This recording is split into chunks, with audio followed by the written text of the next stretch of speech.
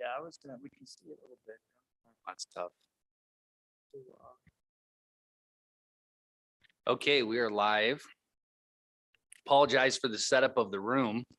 We're now discovering that our screens are far behind us, and we do have at least one committee member who will be attending virtually. Joel's gonna be on. Two committee members attending virtually, so apologize in advance for those logistics, but sometimes we just take the room as it is. Welcome to the first meeting of the Select Committee on Blockchain for the interim, what would traditionally be our meeting in the northwest corner of the state. Turns out their airport is, they decided to work on their airport during the busy tourist season. Huh. Representative Yin. Mr. Chairman, it is for 2 more weeks, but it's going to be a nice shiny new runway. So it'll be ready for the busy Correct. portion of the season. I don't know if Yellowstone will be though, unfortunately. Yeah, I know. yeah, then there's that. That's unfortunate. All right. With that, Emily, will you please call the roll? Senator Furphy. Here. Senator Cost. Here. Senator Nethercott. Senator Nethercott, say here. There she is. Representative Stith. Excused. Representative Western. Representative Yin. Mr. Kaufman. Here. Ms. Long. Here. Mr. Reville. Excused. I think he'll be here in a bit. Co-Chairman Olson. Here. Co-Chairman Rothfuss. Here. Excellent. Well, I'm sure that people are still filtering in, so we'll have a full committee, I would imagine, in just a few. Co-Chairman, do you have any opening remarks you'd like to make? I just appreciate the hospitality of Sheridan College. It sure is showing off here in Sheridan, Wyoming right now on this gorgeous day of absolute green. So thanks, Representative Western, for hosting us. Yeah, that color that you see outside on the trees and the lawn is foreign to the Cheyenne area. So in Laramie, you do see green. We In Cheyenne, do. We don't. That's right. This is actually surreal, this level of green though. We're It is experiencing beautiful. it's Beautiful country. Northern Ireland or something. All right, with that, we'll jump into the first section of our agenda is updates, and we'll start with the Division of Banking.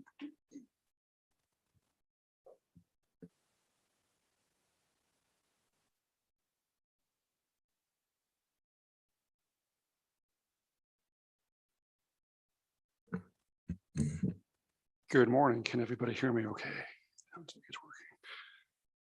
My name is Jeremiah Bishop. I am the newly appointed commissioner for the Division of Banking. So nice to meet you all. Some of you I've met in person before, but if not, thank you for allowing me to come talk to you today. A little bit of a background. I've been with the Division of Banking 9.5 years roughly. I was the former deputy commissioner over what we call the safety and soundness side. So I oversaw banks, trust companies, and SPDIs. Prior to that, I was a bank and trust company examiner. So just a little bit of background on myself. 3 topics I wanted to give you an update on. Trust companies that are involved with digital assets, special purpose depository institutions, and then a few brief comments on stable tokens. I'll touch on all of these. I understand there's other presentations on the agenda today. I will be happy to come back up to answer any questions that may come up, but I would note that I am unavailable between 11 and noon, which may fall in the SPDI updates. Sadly, I do have a meeting I have to attend, but I am happy to come back after that and answer any questions if anything comes up during that time. First off, public trust companies and digital assets. We did offer guidance, I think back in 2020, which allows non-depository trust companies to be involved with digital assets, primarily custody of digital assets. Public trust companies are a little different than our banks. They don't take deposits. They don't have access to payments, and they don't make loans. Right now, we have one public charter company that does offer digital asset custody. We have another one who has received a charter. However, they are still working on becoming operational. That process is we have to give them approval to operate. We have a list of items all of our companies must meet before they receive that certificate of authority. So we have a second company in that stage. Please, Mr. Co-Chairman. Do we have an estimated timeline on when they'll be expected to be operational? Yes, thanks, Mr. Commissioner? Chairman. Yep, thank you, Senator. Very, very shortly. I think they're, I think we have given them a certificate. They just have not provided notice that they are officially opening. So very shortly. A few other items is we are seeing a tremendous increase in interest in public trust company charters, especially with digital assets. I cannot divulge any of the details on specific companies. However, we receive constant inquiries from entities looking to receive a public trust company charter that are involved in digital assets in some way, primarily custody aspect. So that's one of the things I think we can continue to see for quite a long time is that area. Mr. Co-Chairman. And on that, Commissioner, is that something that is nationwide and all states are experiencing that? Or do you feel that Wyoming is a focal point for that interest based on the work that we've been doing through this group and through the legislature? Commissioner. Yes, thank you, Mr. Chairman. I think it is across several other states that are also in this area. Obviously, there are several states which are kind of high profile for trust business. Wyoming's one of them for traditional trust. But I would say that I think a lot of it has to do with the digital asset regime that we have here. A few other things we've been working on related to trust companies. The division, we recently updated our trust company application form. We've actually built it out pretty significantly. We worked on that partly with what we had built out with the SPDI application form. This accomplishes several things. It's much more transparent and upfront with our companies of what we expect to have as part of an application. And with that, it reduces surprises once they begin that filing with our office. And by doing that, I would say it greatly reduces the amount of time with that back and forth. We have a draft review process, especially with the business plan where that could take several months. And I think with this new application, it will answer a lot of questions before they even come to the table. So I think it will become much more efficient. As far as the examination side, we have the SPDI examination manual that covers digital assets. That is tailored to the SPDI charter, but we are using that and adapting it as needed to the trust company business that is involved in digital assets. We're also keeping up to date on the evolution of blockchain analytic tools. We are in constant contact with various other providers in this space. We reach out to them. We've undergone some training with our staff on blockchain analytic and kind of what tools are available.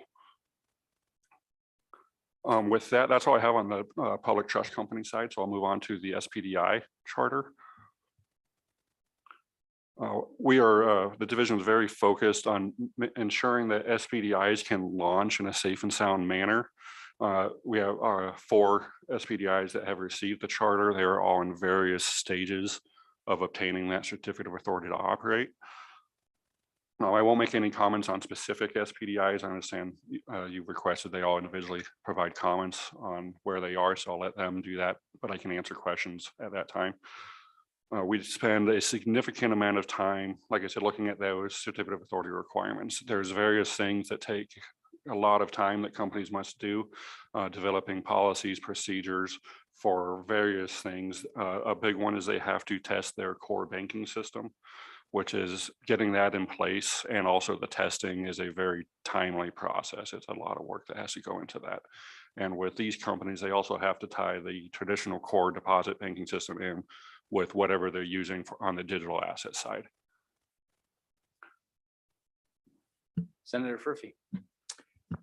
Thank you, Mr. Chairman. Let me ask about the capitalization of these institutions. Do they all appear to be well capitalized? Thank you. Commissioner. Yes, thank you, Mr. Chairman. Yes, they are. That is part of the process of the stage they're in. They receive their charter with their capital plan and the amount of capital required. And then that is a part of the certificate of authority to operate, is to ensure that they have actually raised the funds needed to meet the amount of capital that was in that as part of that charter application process. So at this point, we do believe they are fully capitalized. However, a lot of it won't actually be paid in until they become operational. Thank you, Mr. Chairman.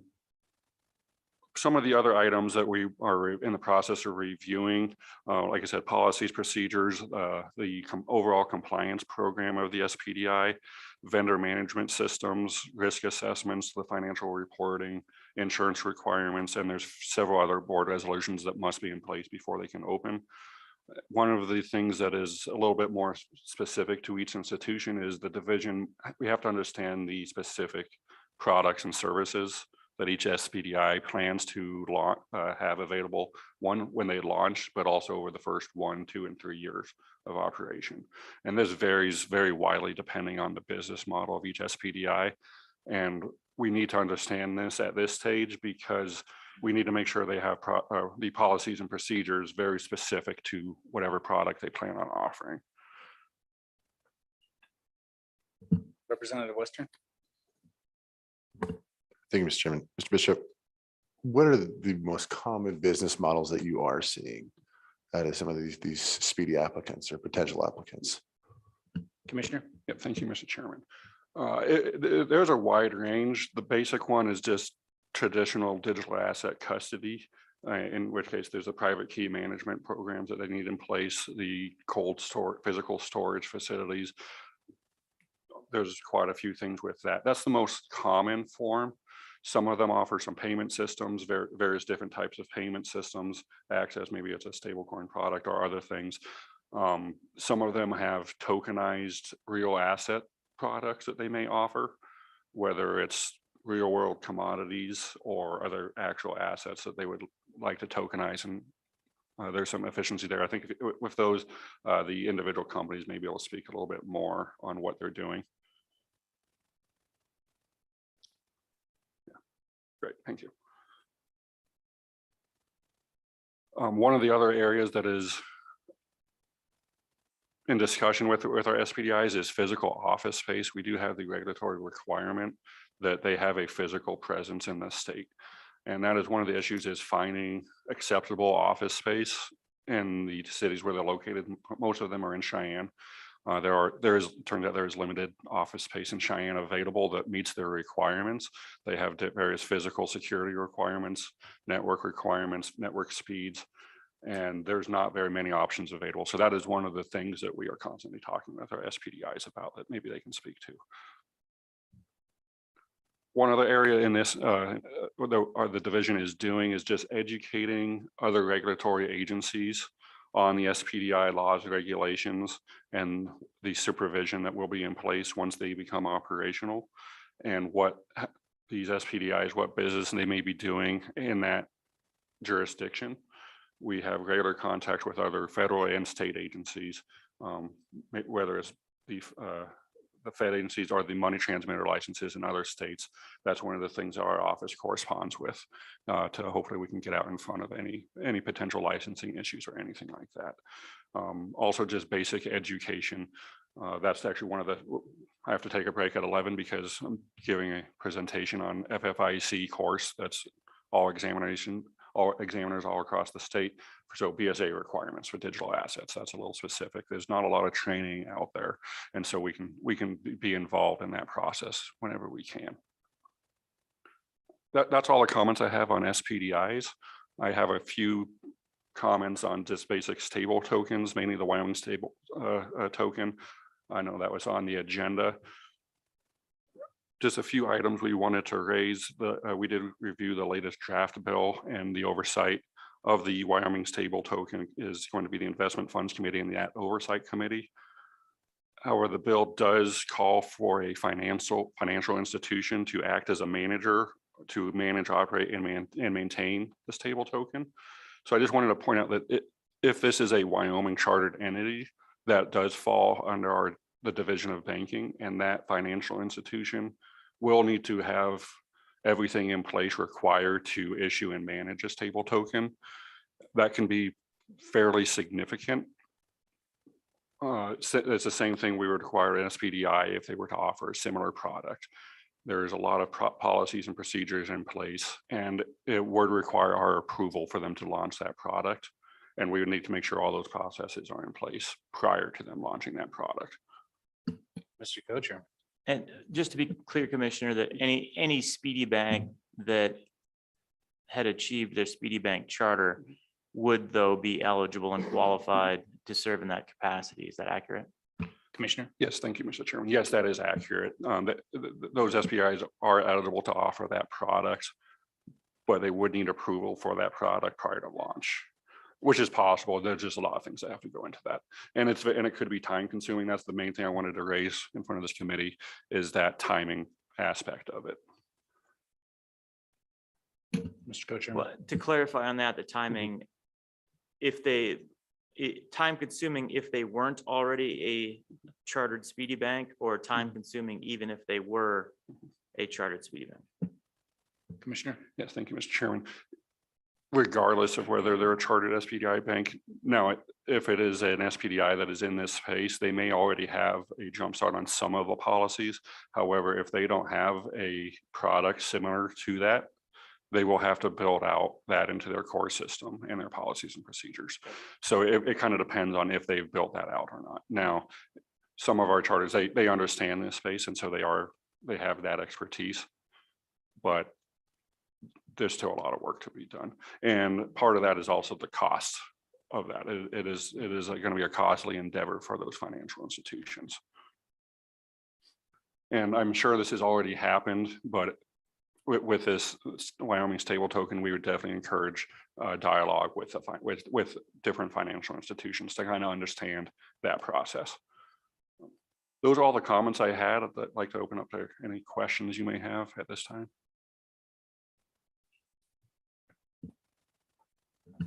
Representative Western. Thank you, Mr. Chairman. Commissioner, so when you say time consuming, so let's say I do have my Speedy charter. Can you maybe just outline what sort of general time frame we could expect? Yes, thank you, Mr. Chairman. A lot of that would depend on the financial institution. They'll have to build out, like I said, policy, procedures, risk management of that program, BSA, AML compliance requirements for that stable coin product, the accounting and reporting aspects. If there's any smart contracts, they need to build in the auditing system for that testing. They have to provide customer agreements that they would have to manage. If there's any vendor managements, if they don't already have a private key management program, they'd have to build that out. Various other testing. So it's kind of hard to give you an exact timeline, because it would really depend on the institution and how much work they would have to do. And then our approval process, once we get everything, is fairly quickly, usually within 30 to 60 days. There's no exact time frame for that, but we try to get those processes as quick as possible. So a lot of it really depends on how quickly that financial institution can build that out, which varies.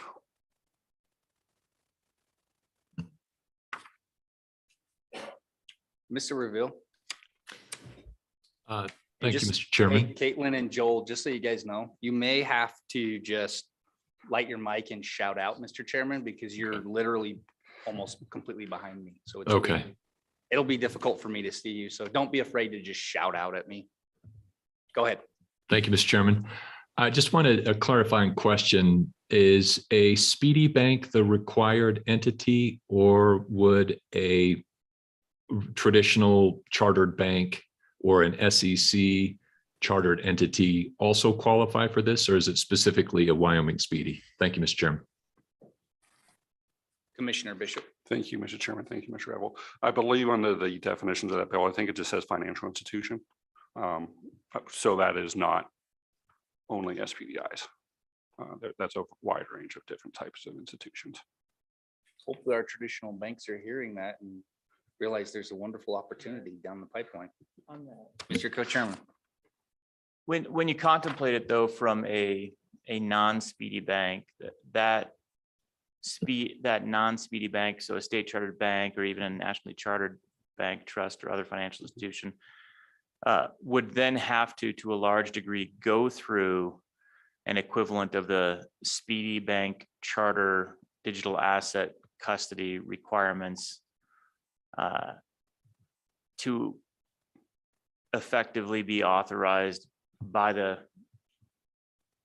banking commission to operate in that capacity. Is that a fair assessment that they would have to effectively check all of the speedy boxes before they were capable of providing that custody? Commissioner Bishop. Thank you, Mr. Chairman. They would not have to go through the charter process.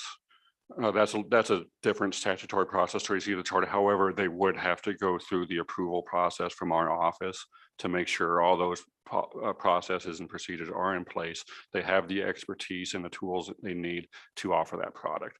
And any financial institution right now could come to us and request to do that custody process. And we have the same requirements regardless of whether it's an SPDI, traditional bank, or trust company.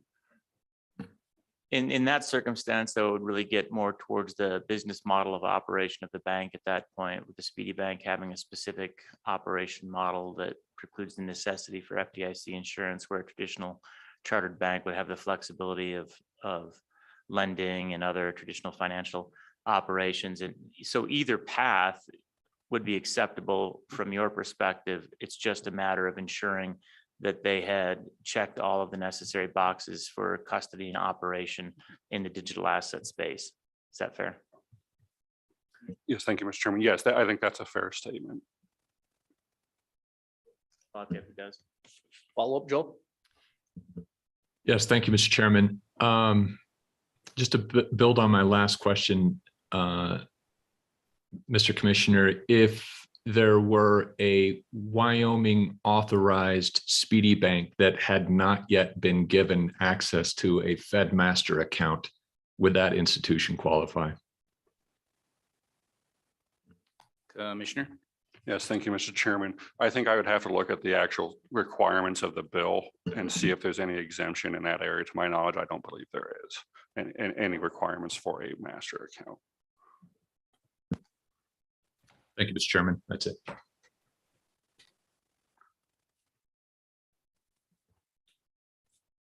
Other questions for the Division of Banking?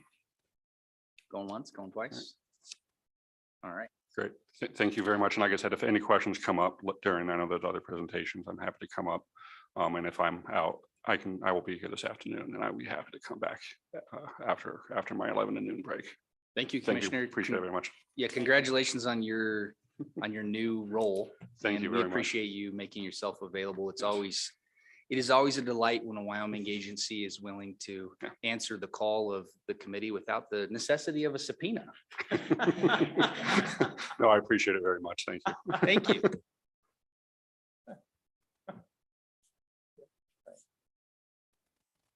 All right.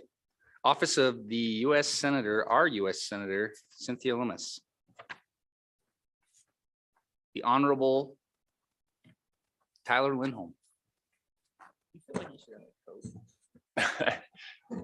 We do have a dress code, Representative Lindholm. Mr. Chairman, I do appreciate, I tried to borrow a dress jacket off my good friend, Representative Cyrus Western. He's built different than I am. And I felt like I was swimming inside of it. At the same time, it wasn't long enough. It was really weird. And also, Mr. Chairman, I believe the general counsel for Senator Lummis, Chris Land, is here also, an old friend of this committee. And we wouldn't be here without him. Yep. Yeah, welcome, Mr. Land. Sorry, you probably heard me earlier, but you're behind my sight of vision, so you were hidden. But And welcome. Mr. Co-Chairman, I note that Mr. Land has not only a coat, but a tie. He does. Yeah. Anyway, Yeah. it's good to have I wish I was in Tyler's place, though, to be honest. Yeah. We wish you were here with us. Yeah. Mr. Chairman, if I could just kind of kick the ball, and what I'll do, I have a hard stop at 9:30 where I've got to hop on another call, but I'll be bouncing back and forth. But we've got Chris Land here, who once again, as I said, is a general counsel for Senator Lummis. And we've got some, Chris will do kind of a deep dive on the legislation. I'll cover some of the points as far as the Wyoming hook. Because that's an important aspect that Senator Lummis, but I did want to just kind of give you a brief introductory before I turn it over to Mr. Land and let him run the ball. And I want to talk about specifically why Senator Lummis is running the ball on this. It's kind of a great story as far as I'm sure all of you know, Senator Lummis is our US Senator, our junior senator, and also well known throughout the United States as the leader in this space. And I think it's an important anecdote, and it's an important point to make that Senator Lummis is not only recognized in the United States as a leader on Bitcoin, but the state of Wyoming has been elevated to that because of Senator Lummis's work on Capitol Hill and ensuring her colleagues understand it. And she's worked pretty tirelessly on not just this piece of legislation, but also educating her colleagues on the Hill by founding the Financial Innovation Caucus.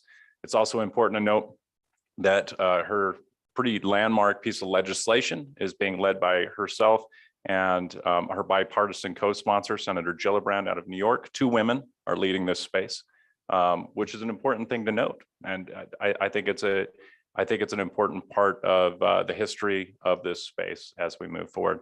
But also on top of that, the Financial Innovation Caucus in the Senate is being led by also 2 women, Senator Lummis out of Wyoming, and then also Senator Kristen Sinema out of Arizona, who's also a bipartisan leader. So I make those points because this space is not a normal space by any stretch of the imagination.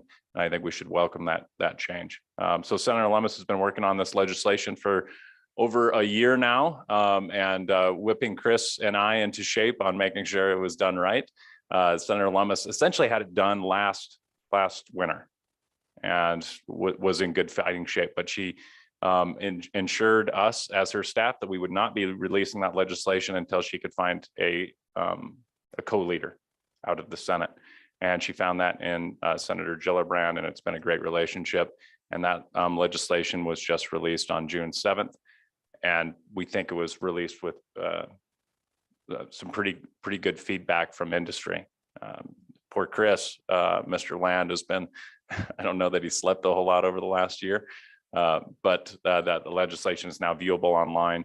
And if you don't have the link, we can certainly send you the link to congress.gov where it's posted publicly.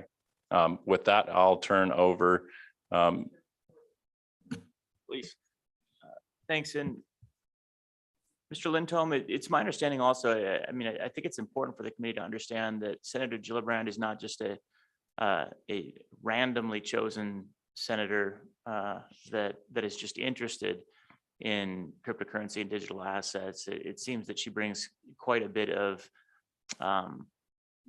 knowledge, understanding, and interest from her state. Was that a factor in Senator Lummis's choice of trying to team up with Senator Gillibrand? Do you have any? I don't know what the discussion has been around that, but it seems that that's not just a random circumstance of, hey, here's another senator, but a pretty darn good choice. Yeah, Mr. Chairman, that if I may, Mr. Chairman, I forget my protocol. I haven't done this in a hot minute. But yeah, Mr. Chairman, and actually, kind of the wild thing that shook out is Senator Lummis was making sure that Mr. Land and several other staff members, including myself, were out there working the beat, trying to find somebody that was interested in this. And Senator Gillibrand found Senator Lummis on the Senate floor and specifically went to her and said, "Hey, I heard you're doing this. I want in. I want to see what you're doing." And that relationship developed into her team and Senator Gillibrand doing a deep dive on the legislation, finding out the multiple pieces. It is a large piece of legislation, and it is comprehensive, and it does a lot of things that I'm sure you'll notice lead right back to the work that you as a committee did over the last several years. So we did still liberally from that. So thank you, Mr. Chairman. But yeah, Senator Gillibrand, it was not an accident. It was very much on purpose, and it was very much due to her efforts of stepping forward and deciding to be a champion. Mr. Chairman, Paul. Go ahead. And really, thanks for that. Having a senator from New York, traditional financial institutions, in fact, a state that early on you battled, the rest of us battled, and we tried to take things in a different innovative direction. And now after 5-6 years of this work, having teamwork, having a collaboration between the state of New York and the state of Wyoming in this space. I think that's about as meaningful and persuasive of an approach as we could see in the US Senate. So well done to you and the rest of the staff and Senator Lummis on forming that particular partnership, because I think that's instrumental in getting widespread national adoption and moving our approach and our agenda down the field. Thank you, Mr. Chairman. And it's a fascinating study. On a lot of people looked at us like we were crazy just a couple of years ago when we were talking about 100% reserve, and Senator Nethercott released her bill in regards to qualified custodianship, where we specifically talked about a bailment and these types of very nuanced pieces of financial industry that have been there for a long time. And we flipped the lid on those types of things. And a lot of people looked at us like we were really weird people at the time. And now with various instances of some of these companies falling apart because they didn't follow the rules that Wyoming you were waving your flag about and saying these principles are important. Now we're starting to see some of those effects. And so I think your flag waving has been noticed. And I think it's going to change the US financial industry forever. Mr. Land, I think that's your sign to explain how your drafting techniques have shaken the hill. Welcome, Thank Mr. you. Land. Thank you, Co-Chair Olson, Senator Rothfuss, members of the committee. It's a real pleasure to be before you again today. I want to echo everything that Mr. Lindholm has said the last few minutes about Senator Gillibrand and the partnership with New York and Senator Lummis's leadership in the U.S. Senate. In particular, it's not just Senator Gillibrand. I've had a lot of very productive conversations with the New York Department of Financial Services. It's a new day. It's a new day in Albany at NYDFS. Senator Gillibrand is also, she was a securities lawyer for 12 years at one of the largest law firms in the U.S. So she gets financial regulation. She's on the Agriculture Committee too, which oversees the Commodity Futures Trading Commission. So it's a very natural partnership. Her office has been great to work with, and we're going to do big things over the coming years. I do think it's going to take probably that amount of time. This is a very large piece of legislation that's very detailed, so it's going to be a heavy lift. But rest assured that Senator Lummis and I and Tyler spend almost every waking hour of our lives, trying to, position Wyoming in this legislation in the best place. With that, I'll dive into the bill. As Mr. Lindholm mentioned, it does, steal quite liberally from the framework that the Wyoming legislature enacted over the last 4 years. And because, Senator Lummis believes that, the Wyoming legislature got it right. And we just have to take those principles and kind of overlay it onto federal law. So the bill is 168 pages. It has 8 separate titles or sections. The first is definitions. One of the biggest problems in the digital asset industry is that we don't have a common set of definitions, and people talk about different topics in different ways, and you really can't have a productive conversation if that's the case. I can think of 4 or 5 words alone to describe, virtual currency or crypto. And then, definitions like stable coins and digital asset and distributed ledger, things, again, that Wyoming has, led on, and, we borrowed heavily from those definitions. So that's the first title, was definitions. The second title is tax. The bill creates a $200 de minimis exemption from gross income for gain and loss in virtual currency.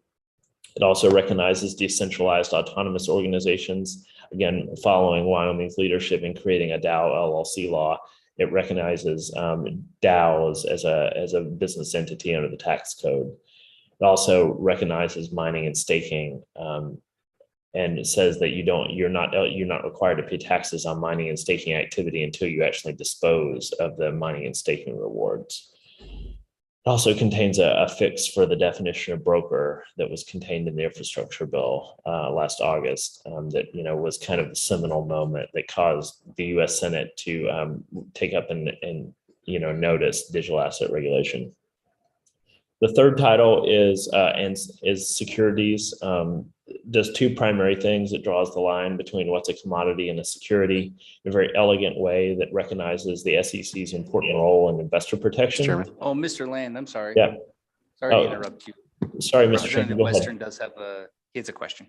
Councilor Land, if you would indulge me, please. I noticed the section 2, I think it's 207, the component about just digital assets being invested in by retirement accounts and retirement account managers, and how the GAO has to kind of go through their old rigmarole. If you wouldn't mind, what was the justification behind that, or the thought process?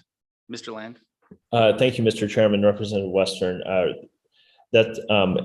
Senator Lummis and Senator Gillibrand do believe that it's important that retirement savers have the opportunity to invest in digital assets, especially for generating additional yield as part of a fully diversified asset allocation. Like you want a portion, not everything or not even a majority, but you can make a good case that you want a portion of your retirement savings in digital asset to generate yield. And so we're trying to move the debate forward on that potential provision. The Department of Labor has been issuing warnings against investing in digital assets recently, and also kind of on the other side of the coin, Fidelity has decided they're going to allow their customers to invest up to 25% in Bitcoin. So we're just trying to move that conversation forward and set the parameters for establishing a regulatory framework for retirement investing in digital assets in the next iteration of the draft, likely next year. Follow up, Representative Western. Thank you, Mr. Chairman. Mr. Land, and so just forgive my ignorance here. Is the GAO generally kind of one of those check stations, if you will, for those retirement investing? Or I guess what was their rationale for the GAO being being involved? Barrister Land. Thank you, Mr. Chairman. Representative Western, the GAO is one of the kind of like LSO. It's an organization within the legislative branch that tries to do nonpartisan analysis of different issues. And with all the various competing stakeholders and issues, Senator Lummis and Senator Gillibrand thought that was the most natural home to do this study that could present some objective research. Please proceed. Thank you, Mr. Chairman. So Title III draws the line between what's a security and what's a commodity.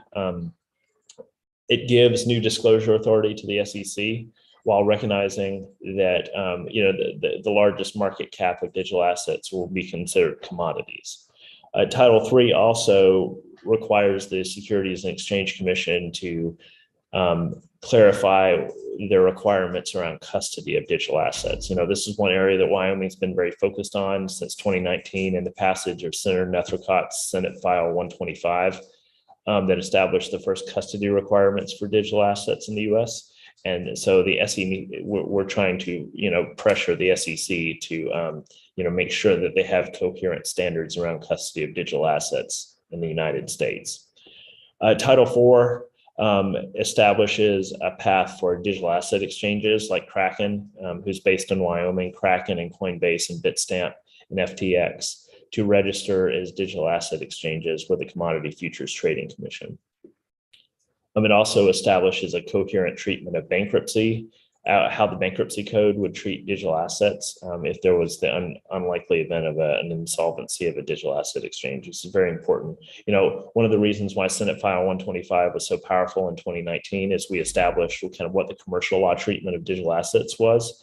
And, courts look to commercial law to determine, who has a valid, who's in priority in the bankruptcy estate, who has a valid security interest over a digital asset. So, it's very important that that Congress address that too.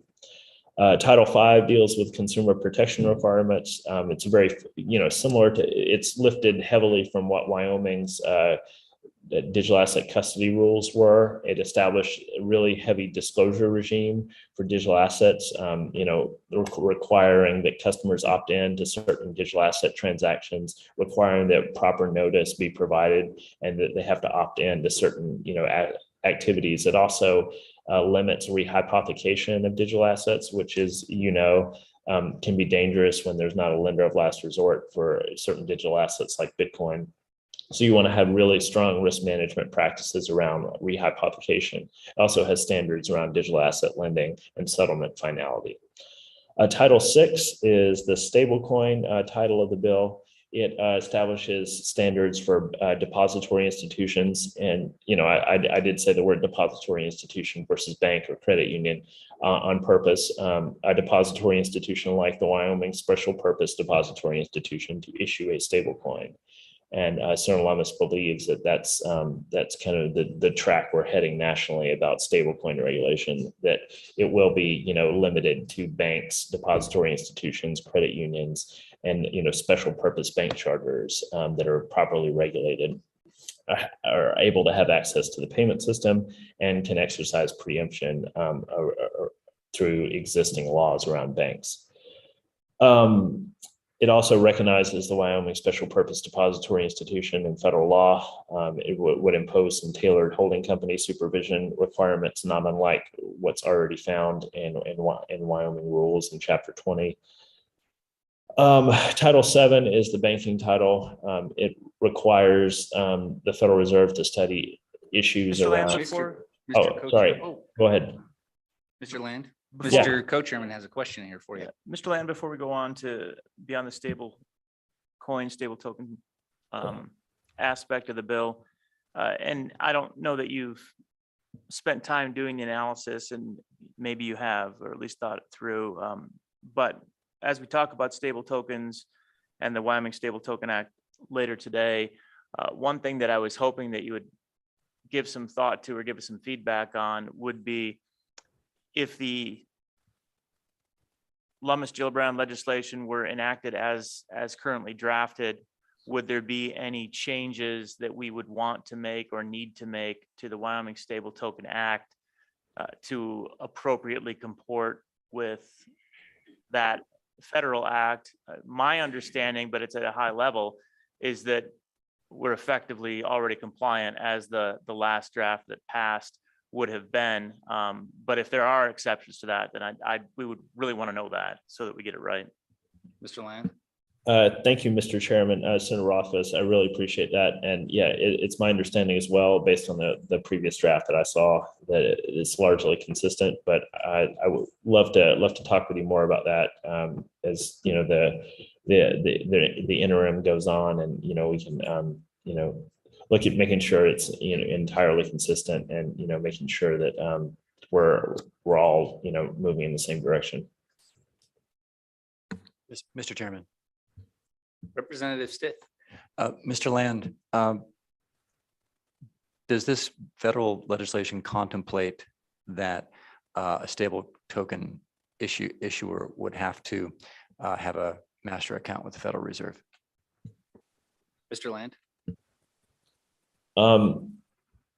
Mr. Chairman, Representative Stith, the legislation does clarify that any validly chartered depository institution under federal or state law is entitled to a master account. Thank you. So either way, yes. Representative Western. Mr. Chairman, Mr. Lane, when you say, entitled, it fully enables these institutions that are state chartered. When you say entitled, that means that they cannot be refused. Am I interpreting that correctly? Mr. Land?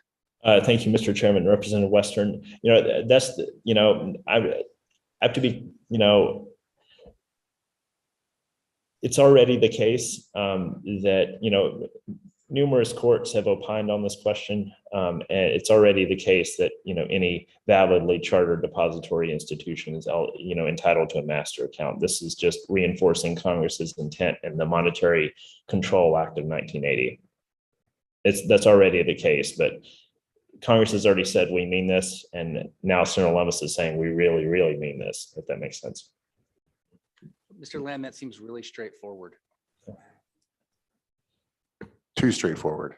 Mr. Chairman, if I could jump in on Mr. Land's comments, specific to the question was, does a stable coin issuer have to go through this?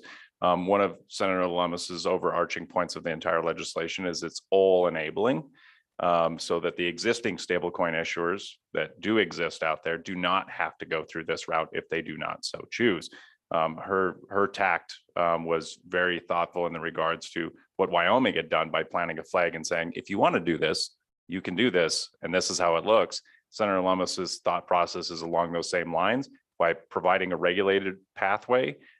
It's her belief that the good corporate citizens that do want to do this in a very serious manner will go down that road, but also respecting states' rights, because some of these stablecoin issuers actually operate under MTLs, money transmitter licenses. They should be able to continue to still do that through their state jurisdictions if they so choose. So that way there's still a hook for the state of Wyoming. And Mr. Chairman, also, there were a lot of calls when this legislation was being prepared where Senator Lummis is not trying to be protectionist or to favor one charter type over another. She's trying to provide an appropriately regulated path for stablecoin issuers to be brought into the regulatory perimeter. And, for example, it doesn't really change, this bill doesn't really change a great deal about existing law. For example, it doesn't allow non-bank stablecoin issuers to have access to a master account, which has been reported in some quarters, but I can assure you that that's not the case in the legislation. Senator Furphy. Thank you, Mr. Chairman. Well, if I'm understanding what was just said, you're saying a stablecoin issuer wouldn't come out of the states necessarily. They could be approved at a national level. So who would give that approval and who would audit them to make sure they're meeting the requirements? Thank you, Mr. Chairman. Mr. Lindholm. Yeah, thank you, Mr. Chairman. I'll have Chris clean up for me. So at the federal level, if they went through a chartering process at the federal level, that'd be through the OCC, the Office of the Currency Comptroller is who handles the federal charters. And so they would handle that audit process the same way the Division of Banking does for state chartered banks here, but also through Senator Lummis's legislation and recognition of the fact of the two-tiered banking system. The state charters would very much still be respected, and the state authorities would have that auditability also. But some of these stablecoin issuers might not want to go through the chartering process. We certainly hope they do, because we're a big believer in the 100% reserve requirement on stablecoin issuance. But they might not want to. In that situation, if they're operating as a trust, as one of these entities certainly does, Paxos, out of the state of New York, that is up for the New York regulators to audit them and regulate them. Circle, for example, operates under money transmitter licenses. And so each money transmitter license in each jurisdiction at that point would have that responsibility to ensure that organization is operating in that way. It's an interesting hook, because if Senator Lummis's legislation were to pass tomorrow, which would be great, the only entity in the United States that is prepared to operate under that would be the state of Wyoming. And so we're pretty pumped about that opportunity for the state. Now, granted, the OCC would have to spin up a charter and go through that process. But as you can imagine, Senator, that is going to take a hot minute for the federal government to get their wheels under them, whereas the state of Wyoming stands ready to do business. Mr. Chairman, no, Mr. Lindholm was exactly right on that. The Senator Lummis's legislation preserves the dual banking system kind of along the same lines as we have today. Some stablecoin proposals that have been released only favor the OCC, but Senator Lummis's proposal kind of draws the line exactly the way it is today between the state and federal charters.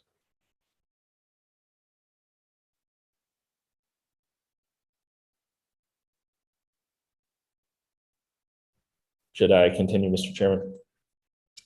Yeah, go ahead. All right, thank you, Mr. Chairman. How much, Mr. Land, how much time do you think you need? 1 minute or 2 minutes, maybe? Oh, you're perfect.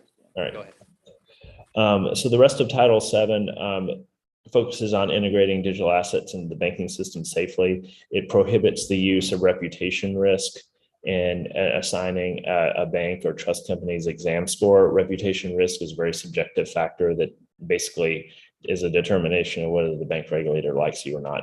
And, I think we can do a little bit better than that when we're assessing financial institutions and their ability to transact safely and soundly in the marketplace.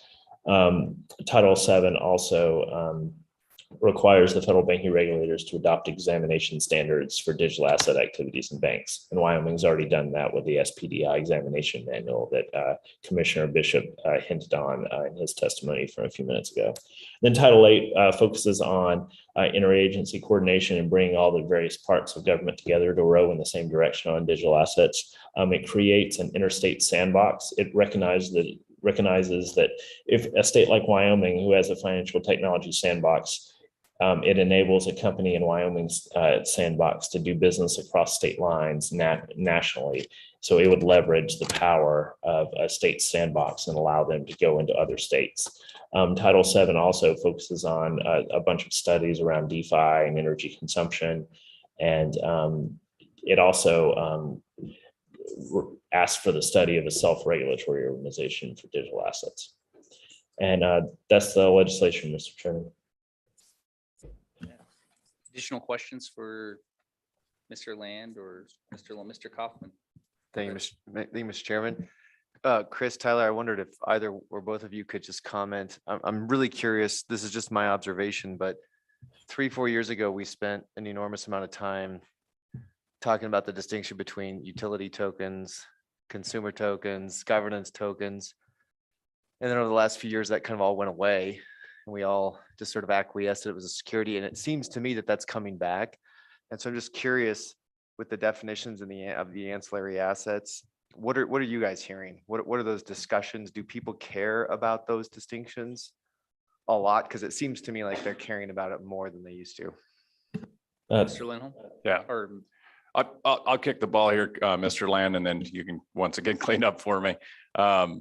Yeah, no, I think definitely. And one of the surprising aspects, I think, as far as that comes about for ancillary assets, and for the members of the committee that haven't read these definitions yet or looked at them, it does look very familiar to what the state of Wyoming did in regards to consumer tokens, I believe is what they're called under Wyoming law now. At the federal level, they're going to be called ancillary assets because they're a little bit of a bastard, right? They don't live in the security world or the commodities world solely unto themselves. And so we've got this new type of, essentially a new type of asset in the digital asset world and what that looks like. The important takeaway on all of this, though, in my opinion, that I think should be, cannot be shouted loud enough and celebrated enough is the fact that under these definitions, the SEC would then have to take action as far as these assets when that Reg A or Reg D does come to their office. Because of that definition and that responsibility, these financial innovators in the United States would then have a clear pathway towards releasing their assets to the general public. And that, whether that's a security or a commodity or an ancillary asset, that is a huge win for the US, but an even bigger win for Wyoming, who already has their uniform security law matching. And so that's another great hook for the state of Wyoming, but also a great hook for the United States as a whole. Chris? Mr. Land, did you have something to add to that? Yeah, just very briefly, Mr. Chairman. The whole ancillary asset concept, recognizes kind of what the Howey test has said all along, that there's the difference between an investment contract and assets provided pursuant to an investment contract. It's just been digital assets for the first time have created this new class of asset that doesn't give you equity or debt rights or a financial interest in a company or a right to profits or dividends or interest. So we're recognizing kind of what the Howey test was since the 1940s, but clarifying and preserving what the Howey test originally meant into existing law. It's Senator Lummis's position that, what the discussions that are being had around the Howey test right now are not necessarily what the Howey test actually means. I have a list of all the circuit cases that have ever interpreted the Howey test. And I think Senator Lummis has a pretty good understanding of what the Howey test actually meant in the 1940s when it was created. So we're just trying to preserve existing law and specify how digital assets fit into the Howey test. Mr. Kaufman, go ahead. Thank you, Mr. Chairman. And Chris Tyler, just one follow-up. I'm curious about the discussions regarding DeFi, particularly in light of, the last month or so and the blowups that are happening. I'm curious what you are hearing and whether you think it'll be addressed in legislation. Mr. Land? Thank you, Mr. Chairman. Mr. Kaufman, that's something that we're, continually trying to wrap our heads around. Our Senator Lummis's legislation contemplates digital asset exchanges registering with the CFTC, and that's mainly focused on the centralized exchanges.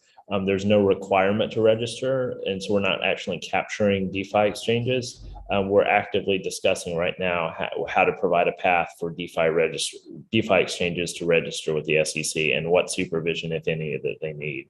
There's also a study on decentralized finance in the bill as well.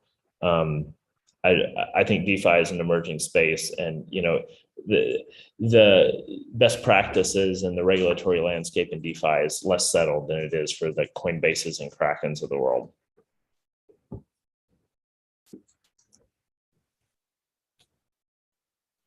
Representative Western?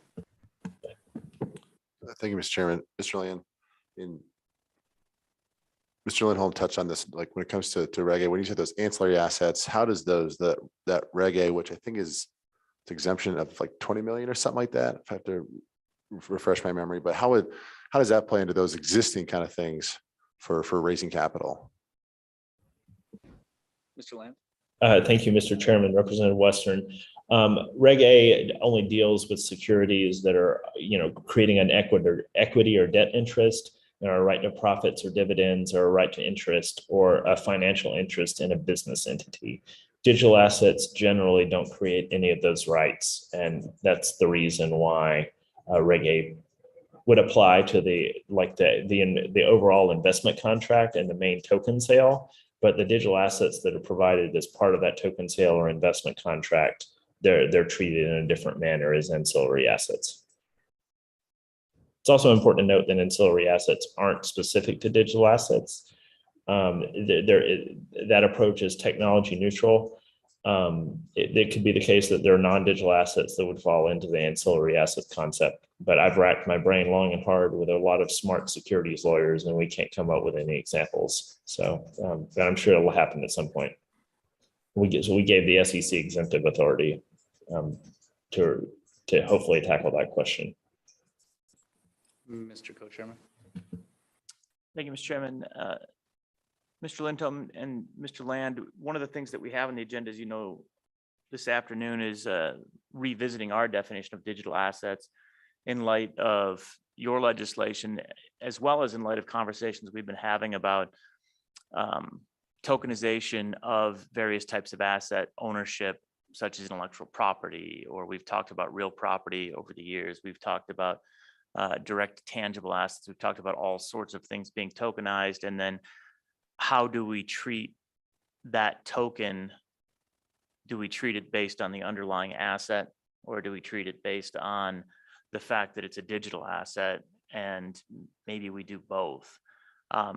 Is this something that you feel that space, that the new definition appropriately recognizes or fully recognizes? Or is it a step in the right direction? Because again, this is something that I think Mr. Lindholm's going to have to leave, but hopefully Mr. Land can stick around and have this conversation with us as we get into it at 3:15.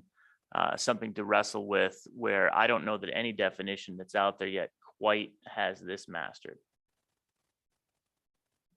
Mr. Land? Thank you, Mr. Chairman. Senator Rothfuss, no, I think you're on the right track. There are a lot of really complex issues that you have to consider. To the extent it's possible, it's my own personal view that you should treat the same activities in the same way. So if it's commodity, it should be subject to the same principles as commodities, and securities. But there are a lot of differences in how digital assets settle, for example, and some new consumer protection issues that you have to deal with digital assets. So it's my own personal view that you should treat it similar to the same extent you can, but you may have to make some tweaks around the margins. And I think that's potentially a good place to start. Mr. Lindholm? Yeah, I just to add on and I keep seeing Mr. Reville raise his hand too, so I'm sure he'll want to ask a question. But specifically on these assets, I really like that you're looking at this because, as you know, the industry is consistently evolving. And I said this last year, but I'm going to say it one more time for your committee because I think there's merit in looking at it. Initial stake pool offerings are a thing, and they're being utilized. And they are a very different animal than anything you have under definition. And it's certainly Senator Lummis's legislation does not, I don't believe covers it because it's that new and nascent. And I don't know if you need to do anything, if you should do anything, but I think you should look at it because they are a wild animal. And to give you just, I've got about 10 more minutes before I go to Boogie, but to give you a brief overview, essentially what initial stake pool offerings are doing, it's very cool technology. As you know, with stake pools and how they operate, people are staking their native assets from that existing chain. And as part of staking those assets, their return is a new asset that's coming out of that initial stake pool offering. And it creates some very weird cross streams as far as, is that a derivative? I don't know. It's certainly not defined under law. So it's an interesting deal, and it's honestly too much for this Northeast Wyoming rancher to figure out. So I'm excited about you doing that.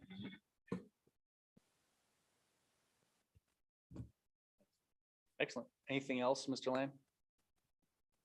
Before I jump to Joel for a question? Nothing else, Mr. Chairman. Joel? Thank you, Mr. Chairman. Mr. Lindholm, Mr. Land, the bill draft treads into some kind of agency turf war areas, and I'm just wondering if there's been any reaction yet from the agencies on how securities would be defined and under which jurisdiction they would fall. Has there been any early read on how they'll respond to that as agencies? Yeah. Mr. Land? Thank you, Mr. Chairman. The initial reaction has been fairly positive. The chair of the Commodity Futures Trading Commission, Russ Benham, said last week that he thought Senator Lummis and Senator Gillibrand had defined what's a security and what's a commodity very appropriately and in a way that protected consumers and encouraged. And also, he thought it was technically sound and gave the CFTC the authority and resources they needed. The SEC has been fairly quiet. Again, Senator Lummis and I are prepared to show the SEC, how her approach is consistent with the Howey test in very lurid detail with all 200 circuit cases. And I'm looking forward to sitting down with the SEC and showing our work. But ultimately, Congress is going to decide which agency has regulatory jurisdiction, and Congress has to resolve that issue, not the regulatory agencies. Right. Mr. Chairman. Just a follow on, Mr. Chairman, if I may. Yeah, go ahead.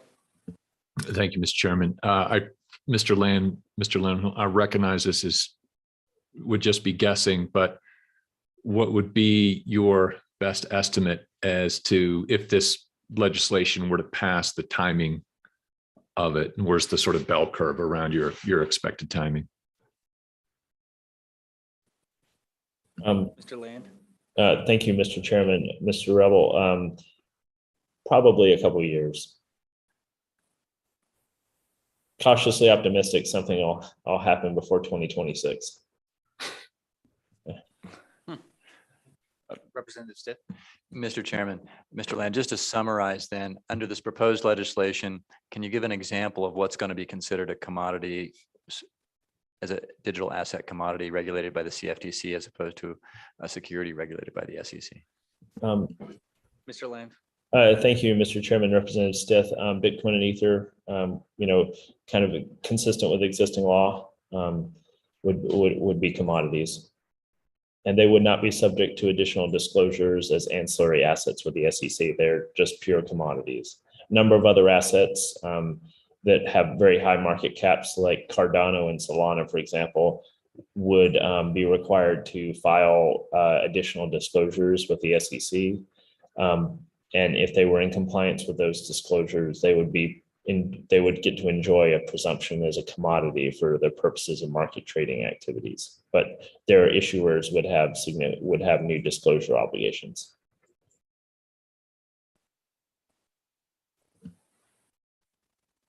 And just to add, Mr. Chairman, if I may. Go ahead. Yeah, thank you, Mr. Chairman. As far as what is a security, obviously nobody in their right mind is going to say or name a specific asset, but there's certainly some out there that are going to fall under that regime, which there's going to be some organizations that are kind of ornery about that. But at least there's clarity for that entity, and following through with that clarity as far as those types of issuances and being able to go down that road. There's a piece in the bill about moving from a security towards an ancillary asset, and then an ancillary asset towards a commodity. So that pathway is there in the legislation. And I think that's one of the big takeaways from the legislation. Representative Western. Mr. Chairman, Mr. Lindholm, perhaps I'm just having a bit of amnesia, but this was very much the debate we had with SF 125. And I even believe we got some letters from some pretty high flying New York law firms after passing that and making sure that that we threaded the needle, so to speak, on the difference between those two. My memory serve me correctly? Mr. Land. Thank you, Mr. Chairman, Representative Western. They were mostly focused on the custody requirements around digital assets. Wyoming's work in the utility token securities and commodity space was mostly focused on House Bill 70 from 2018, so the year before.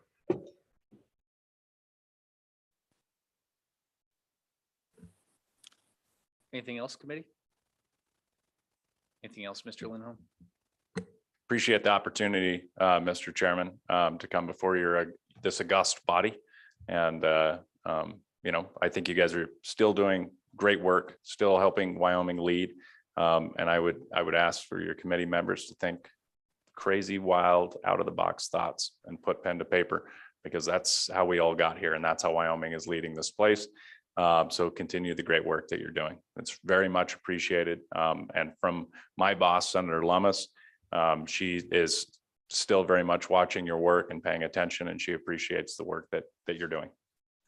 Mr. Chairman, if I may, I'd like to echo those thoughts too. I'm deeply appreciative for the leadership and work each of you is doing. The digital asset and financial technology space is so fast moving and so evolving that to maintain Wyoming's leadership in this area, the Wyoming legislature has got to keep our laws competitive and up to date based on changes in the market. So really appreciate all your hard work, and Senator Lummis, is very committed to working with the Wyoming legislature, and is very appreciative of the hard work you're doing so that we can all move Wyoming forward. And I'm personally very appreciative as well. Thank you. Mr. Chairman. Thank you, Mr. Land and Mr. Lindholm. I know you have to go. We appreciate you both giving us an update, and we sincerely pass on our appreciation to the senator for her work on this, who is actually my constituent, for this landmark, and it is election season. No, for this landmark legislation. We are deeply appreciative that our work in Wyoming isn't just in Wyoming, but now we're continuing that work at the national level. It's awesome to see. So thank you. Mr. Co-Chairman. And in addition to, my appreciation as well, one thing that we'd like perhaps some feedback on is where in this process of your drafting of, 150 plus 168, I think, pages of legislation, have you found areas where we can then reach back to Wyoming statute and improve? One area is clearly our digital asset definition. We're working on that already, and we'll work with you on that. But there's no doubt that you've seen some things along the way where you thought, oh, maybe that isn't quite right. Or now that you have better vision into what other states are doing or what the future of federal legislation should look like, where are areas that we can be leaping forward in less than 1 year, where you're concerned that it may take a few years to get this to have full traction at the federal level. So you don't have to give us that right now, but that's something that obviously we want to hear from you. You have a different view right now of this space than we have, and we want to take advantage of it. Great. Yeah, send us your wish list. Will do. All right, thanks, guys. Committee, real quick, we're finishing up this topic. We're just going over to legislative service office updates. And Emily, I believe you have a memorandum for us that you prepared. And then after that, we'll take some public comments, see if there's any actions for us to take, and then we'll take a brief break.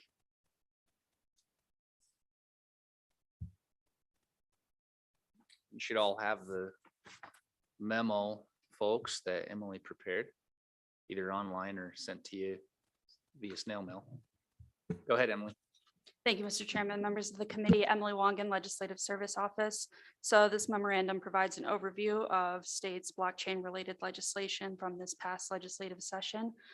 So from looking at different bills, there are about 176 bills that include the term blockchain in its text, and I've kind of pulled out different areas to show kind of what's been going on. So would you like me to go through this, or would you like me just to give a few updates? Because there are a few things that have changed since this was finished.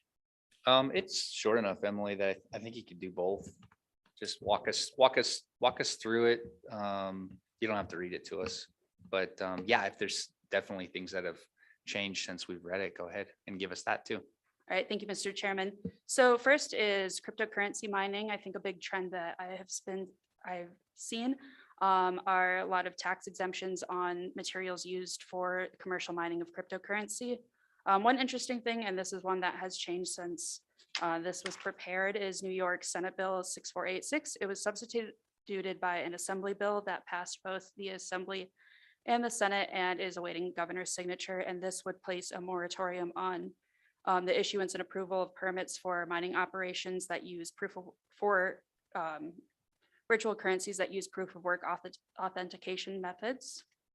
And then in Kentucky and Oklahoma, there's different either business tax credit or sales tax exemptions.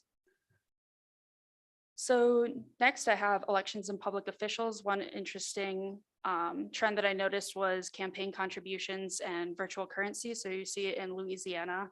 This would allow candidates to accept in-kind or virtual currency contributions as in-kind campaign contributions. And then New Jersey kind of goes the other way, where it prohibits public officials from accepting virtual currencies or NFTs by amending the definition of a gift.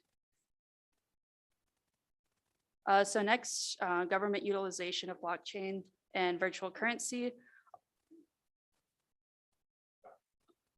Sorry, we're just really intrigued by it's interesting to see. It was interesting on New York. If I could jump back, Emily,